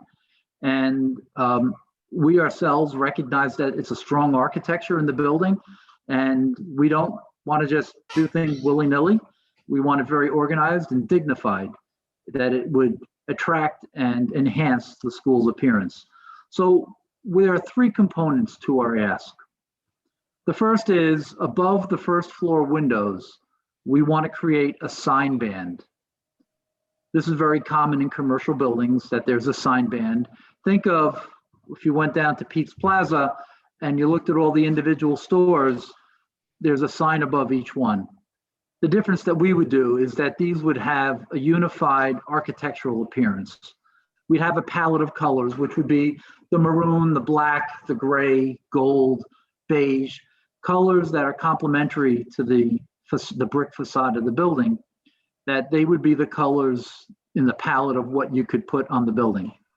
And we envisioned that we could have a retail tenant basically at each one of the classrooms, could be a potential retail tenant. And each one would have their own sign. From this little color diagram, you see the mix-up of letters across that run across the top, across the first floor windows. That's the signage band. There's a blue line above it. That would be an illuminated or a light fixture to illuminate the sign. And then in the windows of the ground floor, the ability to put signage, electronic or neon signage in the windows of the building.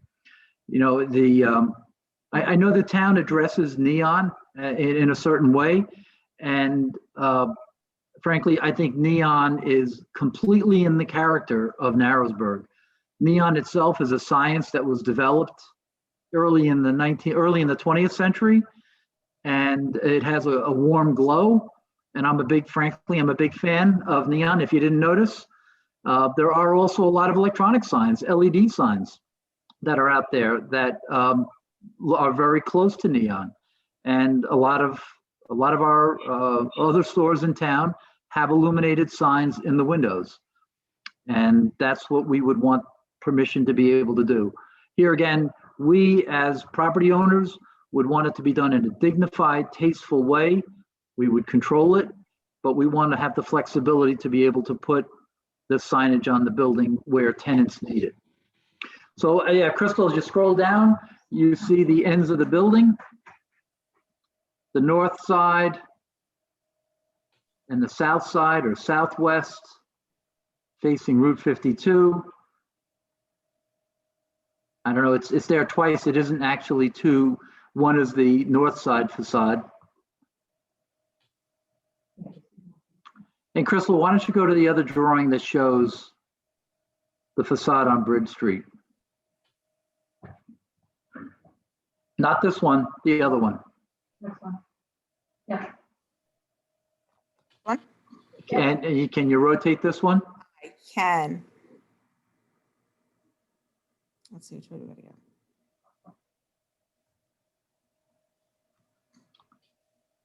So the three facades you look at, the top facade is the facade that faces the parking lot. It's not really visible from the street, except if you look back 200 feet, you would see that, but that's the back.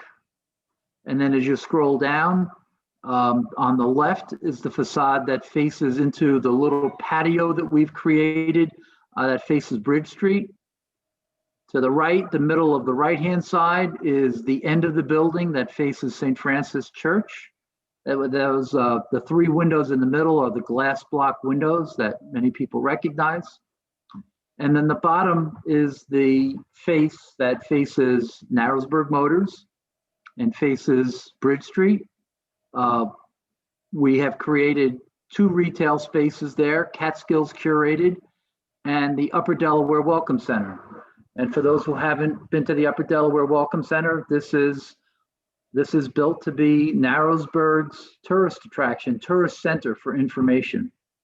In the middle of that plan are the three windows that face into the old cafeteria, and that's where the Botanist and Beeline Ice Cream have been selling their wares through those windows. And then the drawing may be a little difficult to understand, but the elevation you see on the right, the 2-story elevation, is really the end of the building turned at a right angle. You don't see that from the street unless you're driving down Bridge Street. So what we've just covered are 2 of the 3 elements. One is a sign band over the first floor windows, illuminated, and the second is permission to be able to put illuminated signs in windows. There's a third component, and if you would please go to, Crystal, go to the other drawing, and if you can rotate that.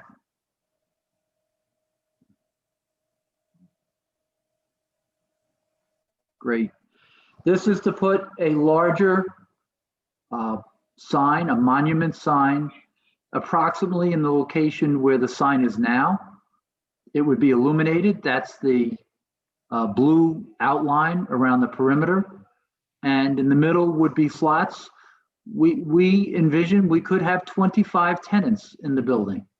All the tenants want to have street side recognition, even if they don't have a retail entrance onto Erie Avenue or Bridge Street. If, take G5 Insurance, they want to be able to let people know that this is the building where they're located. So we need a sign with large enough font that they can be recognized as being here. This is actually a 2-faced sign. It's an L-shaped sign so that you would see it as you came, let's say, from the Narrowsburg Bridge and you came up Bridge Street. You would see it on the diagonal, which is what you see now in the current sign. And there would be a return to the sign, an L shape, so that when you come down Bridge Street, which is where most of the visitors to Narrowsburg come down Bridge Street because they're coming, let's say, up from the city, they're coming up 97, and they come down Bridge Street, that there would be a face that they would see. I'm going to ask you, Crystal, to go back to the first drawing that we looked at. There's a small site plan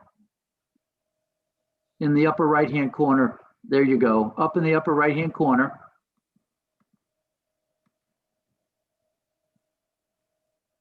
Pardon the crudeness of the drawing, but that's a key plan that shows you all of the various elevations that we looked at, what our architect drew as the elevations. And in the kind of lower left-hand sign corner, you see the dark line. Thank you. That would be the L-shaped monument sign.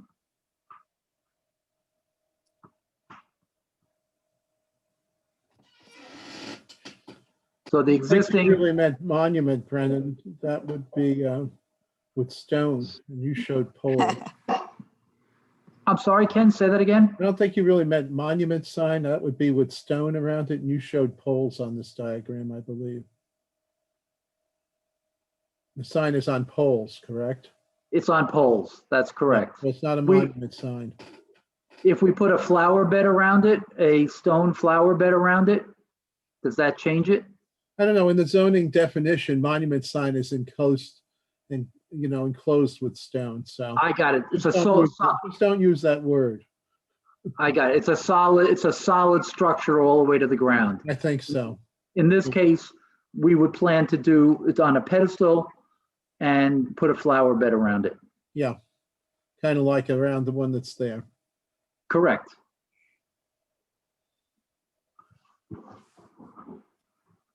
Okay, there's some issues with the current zoning. Your coverage on your windows has a % that's allowed, so you'll have to stay within that. The big sign, you're allowed 48 square feet. This one seems to be in excess of 182. So I think they'll need some modification there. Actually, I don't think we have the authority to approve it when it's not in the zoning. Maybe you can get a variance. I don't know how that goes.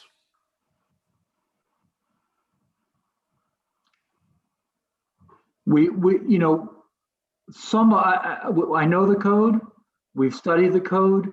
I think the code is apropos for many of the businesses that are in a single building, let's say, or a legacy building, we consider ourselves kind of out of the range of maybe what the zoning code was written for. We're the largest building in town, I think. Certainly the largest building in the commercial area. Maybe Rasmussen's is equivalent, but it's a different function. And this type of signage is what we think we need to be able to attract tenants. And we may need to ask for a variance. I don't think we have the right to give it. I know, is Ken Klein still with us? I don't think Ken was with us tonight at all. Okay, he was supposed to be, but whatever. I think you're going to have to do something for a variance because I don't think we have a right to issue a permit that's that's contrary to the zoning. What's the height of those letters in there?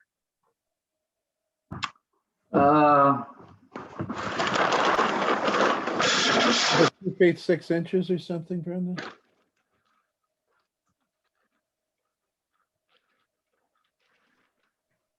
Because is each window going to be designated to a retail space? Or is it going to be one big strip under blocks? So the building has architectural breaks.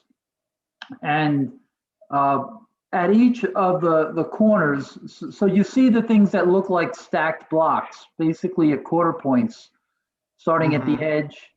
And they're called, in the architectural world, they're called quoins, Quoins. And they're a highly attractive feature of the building. I mean, this is what I call neoclassical architecture. And there are many buildings, including the school building up in Jeffersonville and the one in Livingston Manor, that are built in a similar architectural style. And we don't want to lose that at all. And this would be signs that are fit between the windows and the keystone over the ground floor window. So it's about a 3-foot sign. So we envision that the sign would be, let's say, Keller Williams Real Estate, and your logo would be on that sign. It doesn't need to be necessarily the full width that's shown there, which is over the 4 windows. We're showing that one window might be taken out and replaced with a door, but it would be it wouldn't be any bigger than the sign that we're showing here. We'd want it to end architecturally with the windows, with the edge of the windows, so that it looks natural. It doesn't, stand out as a new line on the building. But are those windows, are the 4 windows in each section one room, or is that Yes. 1, 2, 3, Yeah. 4? Yes. Yeah. Yes. For in the most part, the 4 windows represent a classroom. Okay. So you'd only have basically one store or retail space there. So Facing the sign front, would be, facing the front of the building, there are 4, and then there are more facing the sides. right, but the sign under those windows, would that be just reflecting what is in that space? That's correct. So does it have to be that big? I'm just saying if it was like G5, if it's G5 agency, Yes. you're not going to spread that out over 4 windows. That does not need to be that big. If it's Right. Keller Williams, it might need to be that long. Mhm. What if you had a business above that sign? On the second floor are offices, and they will not get a sign. These signs are for the retail tenants on the ground floor. Okay. So if you're a G5, you don't get one of these. You're on the pedestal sign out front. Right, okay. So Brendan, you're proposing, so for instance, looking at the diagram here. So the sign is there and possibly your proposal is to maybe possibly take a window out, put a door in, and that reflects for each section, for each sign, a specific business for that specific area. And up top Correct. would be just offices. So really, if you think about it, those are the hot spots that you want to be if you're a retail person, because that gives you more signage. My question to you is, the signage that's on the building, those retails, they will not have a sign on the tall sign that's on the corner. Am I correct? We would envision that the retail tenants would also be on the pedestal sign in the front. Okay. Thank But you. they, people, we think people will see this sign band over the window, over the first floor window, that'll be immediately recognizable. To me, it's just as you drive into Peck's parking lot and you see the various signs, you know where to go. Mhm. You know where, you're going to be entering the building. And you know who's there. So this would be the same thing from Erie Avenue. You would see, there's a real estate office and there's a florist and there's whatever the other retails are going to be. So So on the Brendan, on left-hand these side, ends you- here, I'm sorry. Say that again, please. So like you currently have like UPS on your FedEx office. Correct. So that would be up there, the FedEx UPS signs, Yes. something like that. It would be print, pack, and ship. Print, pack, and ship. Yeah, the name of the store is Print, Pack, and Ship. That would be. It's Union Works Print, Pack, and Ship is the name of the store. Okay.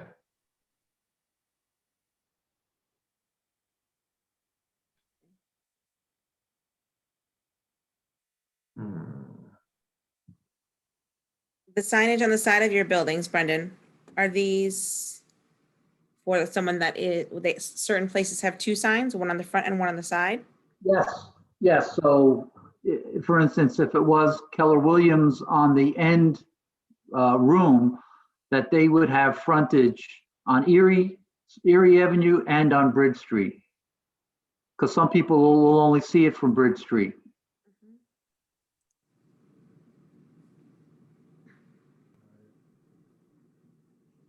And these will all be done in a certain color palette, all of them. Correct. Right.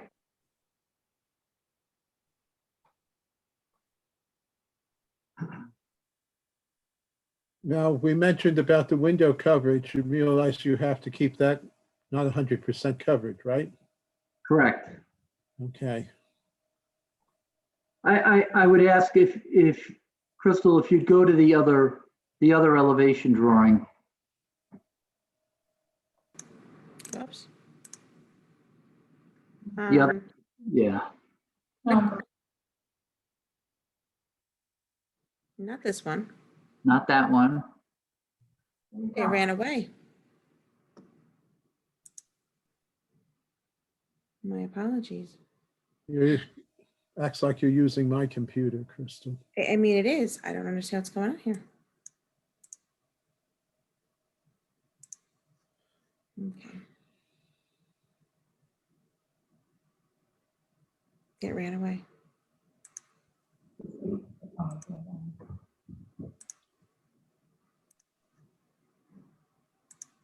One second. My apologies. Well, at this point, we see a reason of why the signs go all the way across the front of the building, which looked, I might say, slightly obnoxious to start with. But with each business being in the area, it's for each one. I understand that. The windows were discussed. The front sign is the biggest problem. It's possibly an obstruction to traffic. It's also a distraction for traffic to have so many placards on one sign that you might be searching for while you're driving into another car. And I don't know that it will help to make it smaller, but That is a huge sign. And I don't think we have the right to approve that sign. The wall signs appear to be within 20% of the walls they're on, so that fits with the zoning. Brendan, is this the one that you were looking for? Yes. And I just wanted to point out, if you look at the lower left, we have where we created the Upper Delaware Welcome Center and Catskill Curated. We've put signs in 1 1/2 of those, I'll say, window bays. Yes. In Catskills Curated, there's the words Catskill Curated, the owl logo, and the slogan in one window. And that, you know, that to us, that's, we don't want to populate every window with signage, but we do want the ability to put it in whichever window, you know, is the right one. And then the Upper Delaware Welcome Center is in the transom light over the doors. And if we move over to the right a little bit, these are the windows that are the food service. And we've got in the windows, we'd like to be able to put signage, electrically lit signage. And the vertical elements that you see there are basically menu boards, which is what the Botanist and what Beeline does now. They just, frankly, it's a day-by-day thing. They take out their menu, they stick it on the wall and take it off every day. And, you know, frankly, we think that should be able to stay up as a permanent sign. So that's the only thing that's not over the windows. It's between the windows.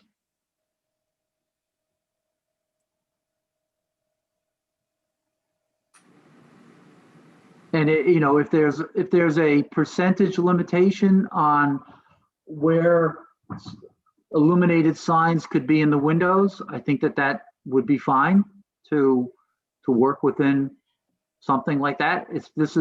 We've just highlighted in that pinkish color all the ground floor windows, just not knowing which ones are going to want to be the ones that have signage. When I first saw the pink color, I thought everyone is covered completely, so that's why the question. No, it's you know, I think a limitation is perfectly reasonable. But I mean, look, our goal is not to make this Times Square by any means. It's, you know, one of the great things about Narrowsburg is the sidewalks roll up at night and everybody, you know, no one's out partying all night. That's not what the town's about. So we see this where the lights go out and the neon goes off and the LED signs go off, and it's a quiet citizen sleeping for the night, just like you and me.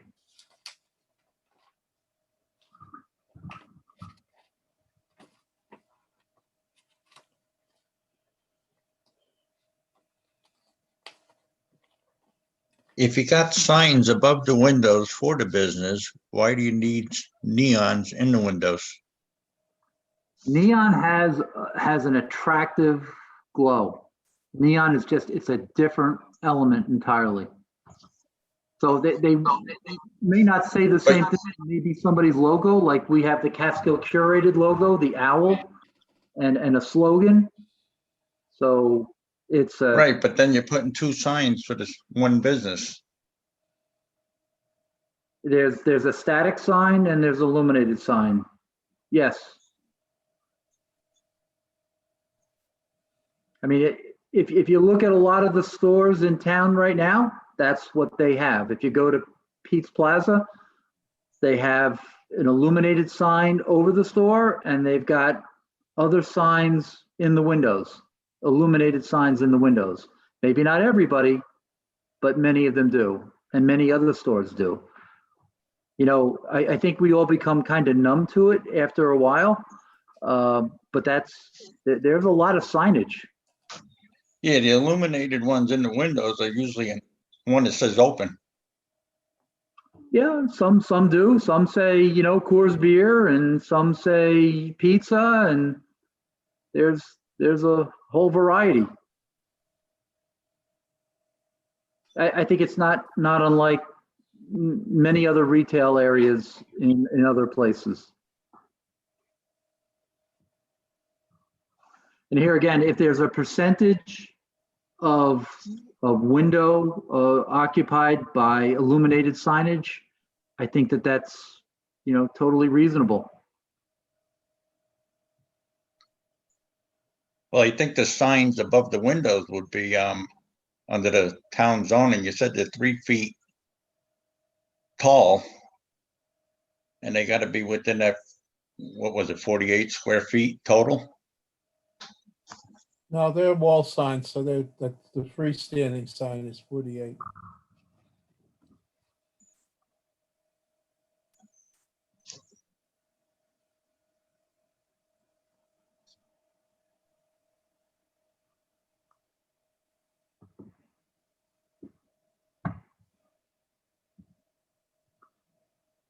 I think, being that we're set back the distance that we are from Bridge Street and Erie Avenue, which is different than having a sidewalk, being right against the sidewalk.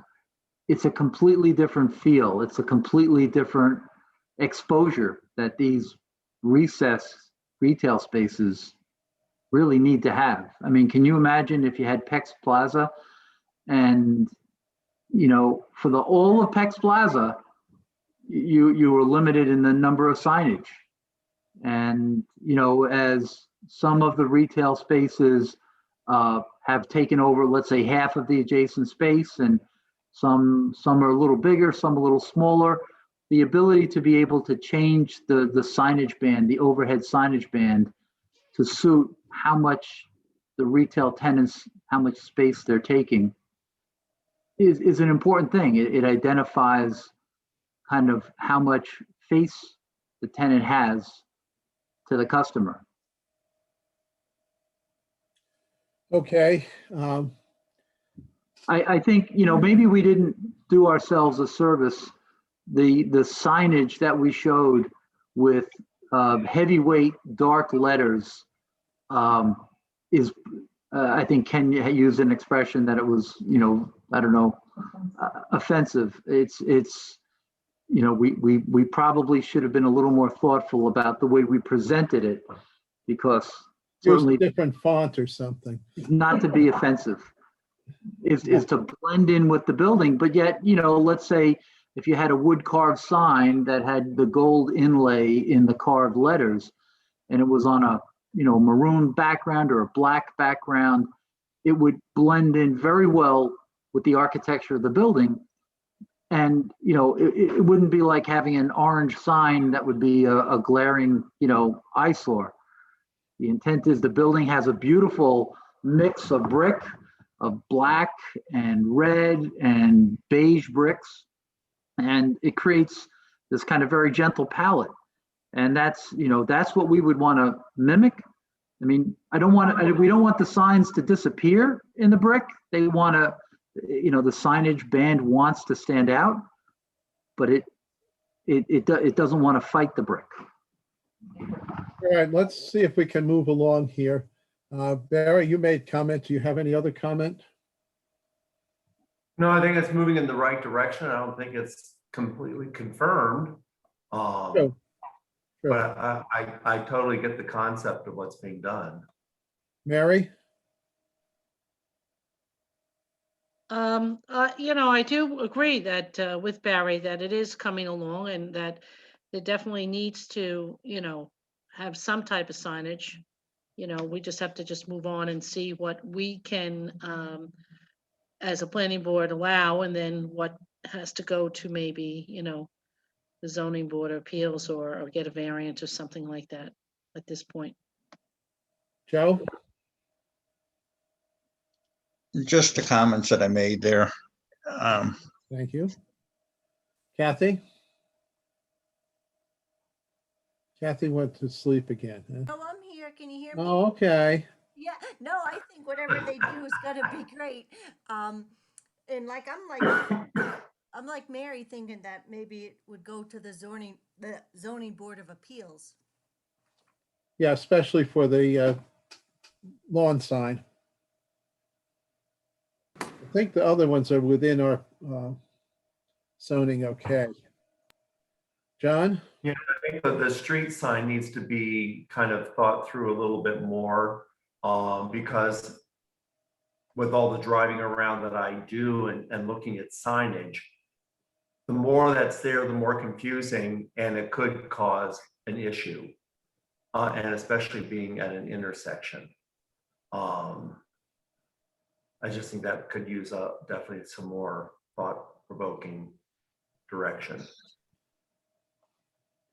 Okay, so we've been through the membership. We got some thoughts. At this point, can we do a short environmental assessment form? And we must keep in mind that we're not approving the corner sign with this. It may need to go to another board because I don't think we have the authority to approve it. The other signs, the building sign, it's within 20% of the side it's on. I see why so many now, and Brendan agreed about the percentage of window coverage, so we have no problems with them. Great, thank you. So we've got Brendan Wyden for Narrow Building LLP, Comprehensive Building Signage Plan, 7 Erie Avenue, blah, blah. Proposed action involve legislative adoption. No, I'm going to shorten these things a little bit if you don't mind. Does the proposed action require permit approval or funding from other government? No. 2.7 acres stays 2.7 acres. It's commercial and suburban for the area. Permitted use under the zoning regulations. Well, most of it is. So how do we want to designate?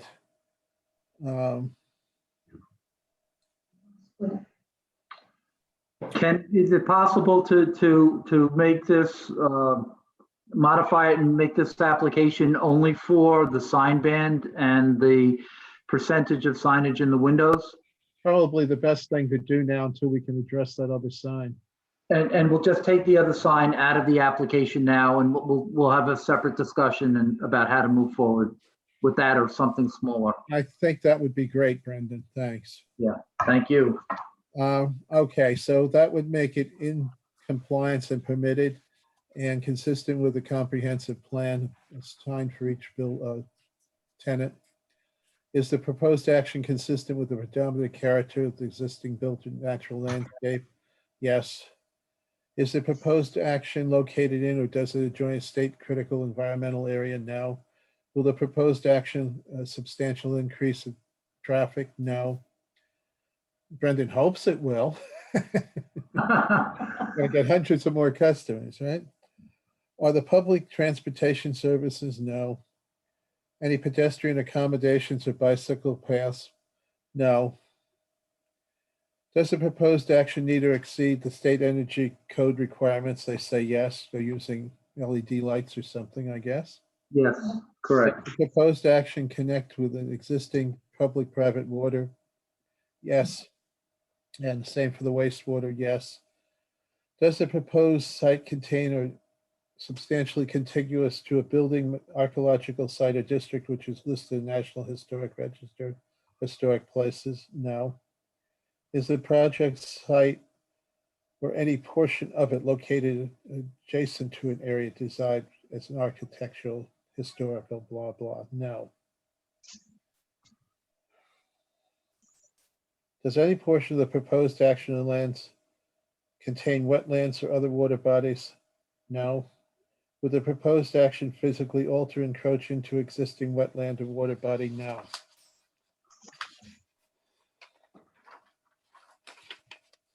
Identify the typical habitat in suburban. Does the site proposed action contain any species of animal habitats under the threatened or endangered? No. Is the project located in 100-year floodplain? No. Is it action to create stormwater discharge? No. Will it stormwater flow to adjacent properties? No. Stormwater discharge directed to establish compliance system. Well, there isn't a stormwater, is what, why you're saying no, I guess. The sign shouldn't make much. Does the proposed action include construction or other activities that would result in impoundment of water or other liquids? No. Has the site of the proposed action or adjoining property been located on active closed solid waste management facility? No. And has it been in ongoing hazardous waste? No. Okay.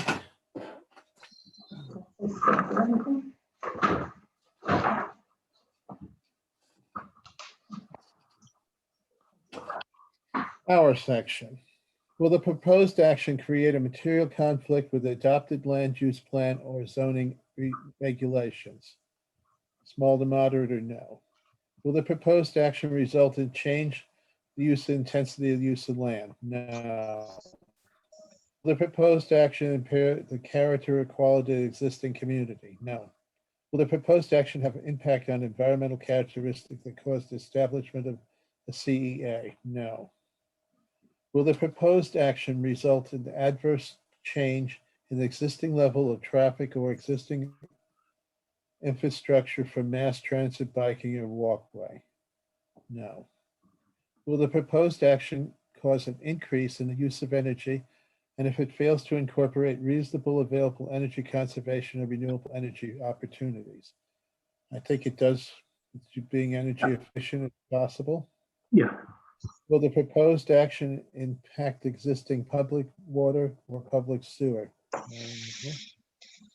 Will the proposed action impair the character or quality of important historical, archaeological, architectural, aesthetic resources? No. Will the proposed section result in adverse change to natural resources, wetlands, groundwaters, and so on? No. Will the proposed action result in an increase of potential for erosion, flooding, or drainage problems? No. Will the proposed action create a hazard or environmental resources or human health? Hope not. Okay, we did not identify any areas that were a problem. Planning board will be the lead agency. So we will check the box that we found no problems. So would somebody like to make a motion to do that?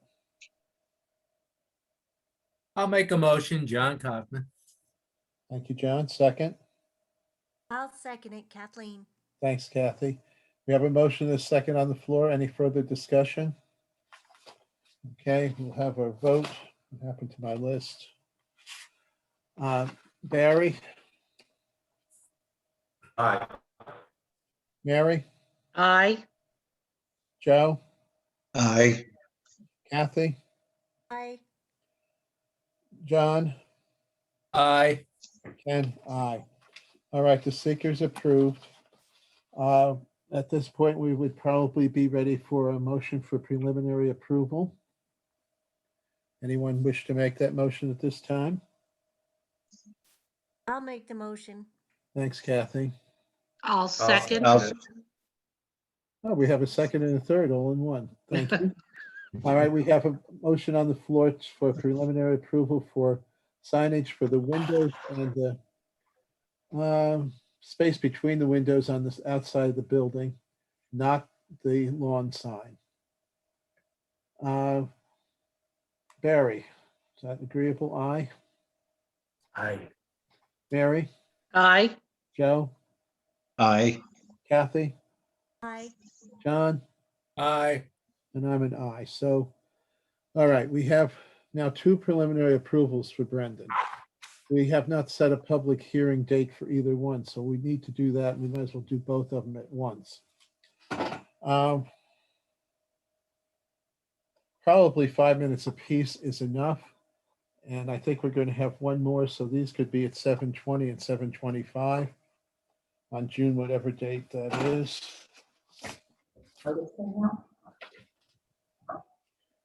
June 21st. June 21st.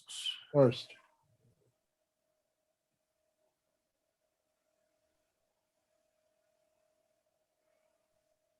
Do we have a motion to set those two public hearings? I'll make that motion. Thanks, Joe. I'll second it, John. Thank you, John. Have a motion and a second to set their public hearings. Anybody have any discussion on them? No. Gary, you okay with it? I'm fine. Aye. Mary, Fine, aye.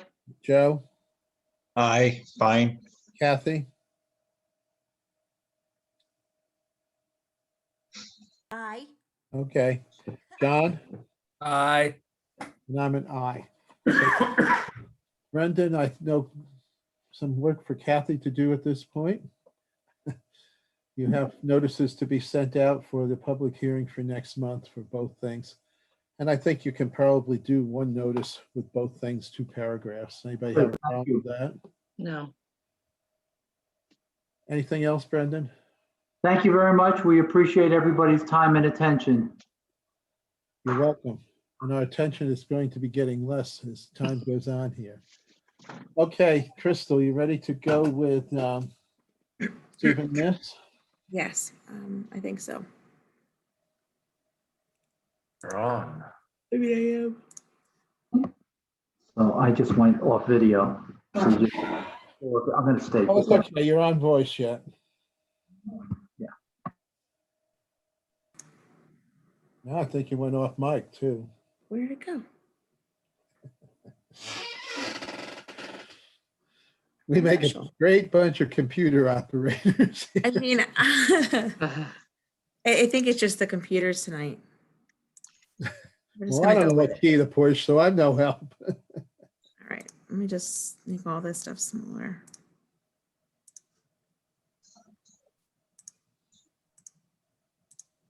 Yeah, we usually have one thing, and we have so much tonight, it's much more Yes. confusing. All right, here we are. Okay, we have an application for Stephen Miss on Skipperine Road. For a home-based business as a gunsmith. Stephen, would you describe your description of gunsmith to us, please? Basically, it's for repairing, cleaning, servicing firearms. It could be doing work on a stock or installing a scope, things of that nature. Okay. That sounds Primarily, good. that's- As long as you're not getting into too much retail sales, we're okay with home-based business. Right. Because for some reason, our zoning, and maybe I'll try to keep it in mind when we do another one, says you can't do retail or wholesale out of a home-based business. Now, I saw that, it's a yes. business if you can't sell your product. It's not going to be a Walmart, that's for sure. Okay. I'm glad you answered that way. That's why I asked you. Okay. Any questions on his application? We can go right into the seeker, I think. I'd just like to ask, is it basically just going to be gun repair and all that as opposed to any retail? Or is there going Yes, to be? retail? that's the focus of gunsmithing. But in order to conduct that particular business, in order to get the license to do that, you need to have permission from the board to conduct the business on site. And then I can apply for an FFL. So I have to also form a corporation, an LLC, which is what I'm planning on doing. And so everything from this day forward basically hinges on whether or not I can obtain permission to have a home-based business, so that then I can put the application in, et cetera, with the Department of the ATF, Yeah. Alcohol, Tobacco, and Firearms. Is this also going to be your home? Yes. Is this also your Yes. home? Yep, I'm semi-retired now. I have a house in Narrowsburg for the last 10 years, but I've been in the area for about 40. I have some other property, both in Coshocton and Tustin. So I have the 2.98 acres that's on the application. I have an additional 86 acres across the road on Skipperine, which is in Coshocton, and I have an additional 51 acres, which are on the Tustin side of the border. So my properties create the border between Tustin and Coshocton. Okay, is everybody all right that we start these seeker things? Project and sponsor information. Steve, you didn't put anything in there. Are you going to have a business name that you might want to insert, or should we just put it under your name for now? You can put it under my name for now. I haven't decided on a business name yet. Okay, I'll fill that in. That's fine. Thank you. Sorry, I wasn't sure what. Okay, I noticed a blank. All right. On special use home-based business for a gunsmith, his address, phone numbers, etc. Does the proposed action only involve legislation and adoption of a plan, local law, ordinance, administrative rule, or regulation? No. Does the proposed action require permit, approval, funding from any other government agency? Well, that's a yes and no. For this particular thing, for a home-based business, no, but what else you're going to do does require other things. So everybody okay, we leave it a no? It's involving 2.98 acres and there's no change in acreage. Right. It's in a residential area. Is the proposed action a permitted use under the zoning regulations? Home-based business is. Consistent with adopted comprehensive plan? Yes. Is the proposed action consistent with the predominant character of the existing built or natural landscape? There'll be no change, so yes. Is the site of the proposed action located in or does it adjoin a critical environmental area? No. Will the proposed action result in substantial increase of traffic? No. Are public transportation services available? No. Any pedestrian accommodation or bicycle routes? No. Does the proposed action meet or exceed the state energy code requirements? He said yes. Will the proposed action commit to the existing public-private water? No. It's private. And the same for the sewer, private, so check no. Does the project site contain or substantially contain contiguous to a building, archaeological site, district of which was National Historic Register? No. Is the project site or any portion of located in or adjacent to area designed as sensitive for archaeological sites and historical preservation? No. Does any portion of the site of the proposed action or lands adjoining the proposed action contain wetlands or other water bodies? No. Would the proposed action physically alter and encroach into existing water body? No. And it says identify the typical habitats that occur or are likely to occur. Well, you're close to forest, right? You can check that one. Got forest all around your lands, right, Steve? Steve, you're muted. Yes, sorry. Yes, that's correct. Sorry. Okay, I don't think there's anything else we need to check. It's Okay. suburban, not really. It's more rural. Does the site of the proposed action contain any species of animal associated habitat federal threatened? No.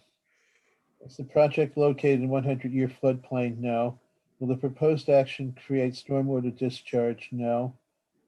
Won't flow to adjacent properties, and it will not be directed into any conveyance systems.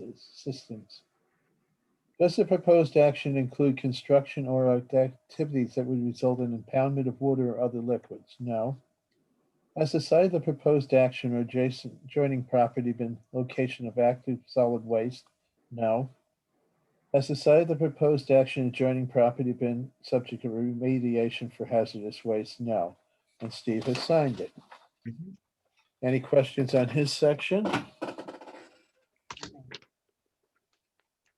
have a question. So Kenny, if he comes back and eventually wants to, he's gonna have to get he's gonna have to apply if he's going to get form an LLC to go ahead and have some type of selling of firearms and stuff. Am I correct on that? Remember you questioned that before? Under the current zoning, it would fit because home-based business doesn't allow retail sales. Okay, And R1 doesn't have a retail thing for other than arts and crafts type of thing listed in it. Okay. But when it's not listed, it kind of means it's not allowed normally. Okay. So it could be a problem, but for what he's going to do now, this is not. Yeah, I was just bringing that up. I mean, for Yeah. now, it's fine, but I think in the Yeah. future, We need to address, and before he really gets into it, make sure we can do it. yep, Well, thanks. just as a informative piece, if someone comes, for example, they're looking to get a scope for their firearm, then if they say to me, can you get me a scope? Typically, a gunsmith is going to respond and say, yes, I'll get you a scope. I'll install it. So does that now constitute retail sales? You know, in that, Now, I mean, let's look at it that you're still gunsmith and you're putting a scope on the gun. correct. Somebody had to buy it, so they paid you for it. Mhm. Will the proposed action create a mutual conflict with adopted land use plan or zoning regulations? No. Will the proposed action result in change of use of intensity of the use of land? No. Will the proposed action impair the character or quality of the existing community? No. Will the proposed action have an impact on the environmental characteristics that caused the establishment of the CEA? No. Will the proposed action result in adverse change in the existing level of traffic or existing infrastructures for mass transit, biking, etc.? No. Will the proposed action cause an increase in the use of energy? And if it fails to incorporate reasonable available energy conservation or renewable energy, not an energy user really. Mm-mm. Will the proposed action impact private water, public water? No. Wastewater? No. Will the proposed action impair the quality or quantity of character of important historical, archaeological, aesthetic resources? No. Will the proposed action result in adverse change to natural resources, wetlands, water bodies? No. Will the proposed action result in the increase to the potential for erosion, flooding, or drainage problems? No. Will the proposed action create hazardous environmental resources to human health? No. Our page, we found all no's, so we can check the box that it's small impact and will be the lead agency. Do we have a motion to accept the seeker as read? I'll motion to accept it, John. Thanks, John. I'll second it, Kathleen. Thank you. Motion and second. Any discussion on the seeker? Okay, let's do a vote thing. Barry, Aye. Mary, Aye. Joe, Aye. Kathy, Aye. John, Aye. and I. Okay, so we've done our seeker. You know, I kind of skipped over with the application. There were maps and so on. I hope you saw all of them. Anybody needs to go back, we can, but I hope you don't have to. Everybody all right to move forward? So Is there we're, going to be signage at this house? what was that? Signage? The only requirement is that it should be an hours sign posted, but it doesn't have to be, it doesn't have to be street side. It can be posted like at the door. So like at the garage. So it could be something like, let's say 12 by 14-ish, you know, just like a small sign stating whatever the business hours would be. Yeah, So just, generally speaking, it's 3 days a week is minimum. And you have 3 hours, per day. Mhm. That's the minimum requirement for it. make sure you take a look at the home-based business and its signs that are allowed and in the R1 district, so that you're just within that and you'll be fine. Sure. You know, we know you have to have a sign, but its size is limited and so on by the zoning. Mhm. We just did preliminary, right? Yeah. Okay. We want to set a public hearing. How about 7:15 on the 21st of June? Yeah.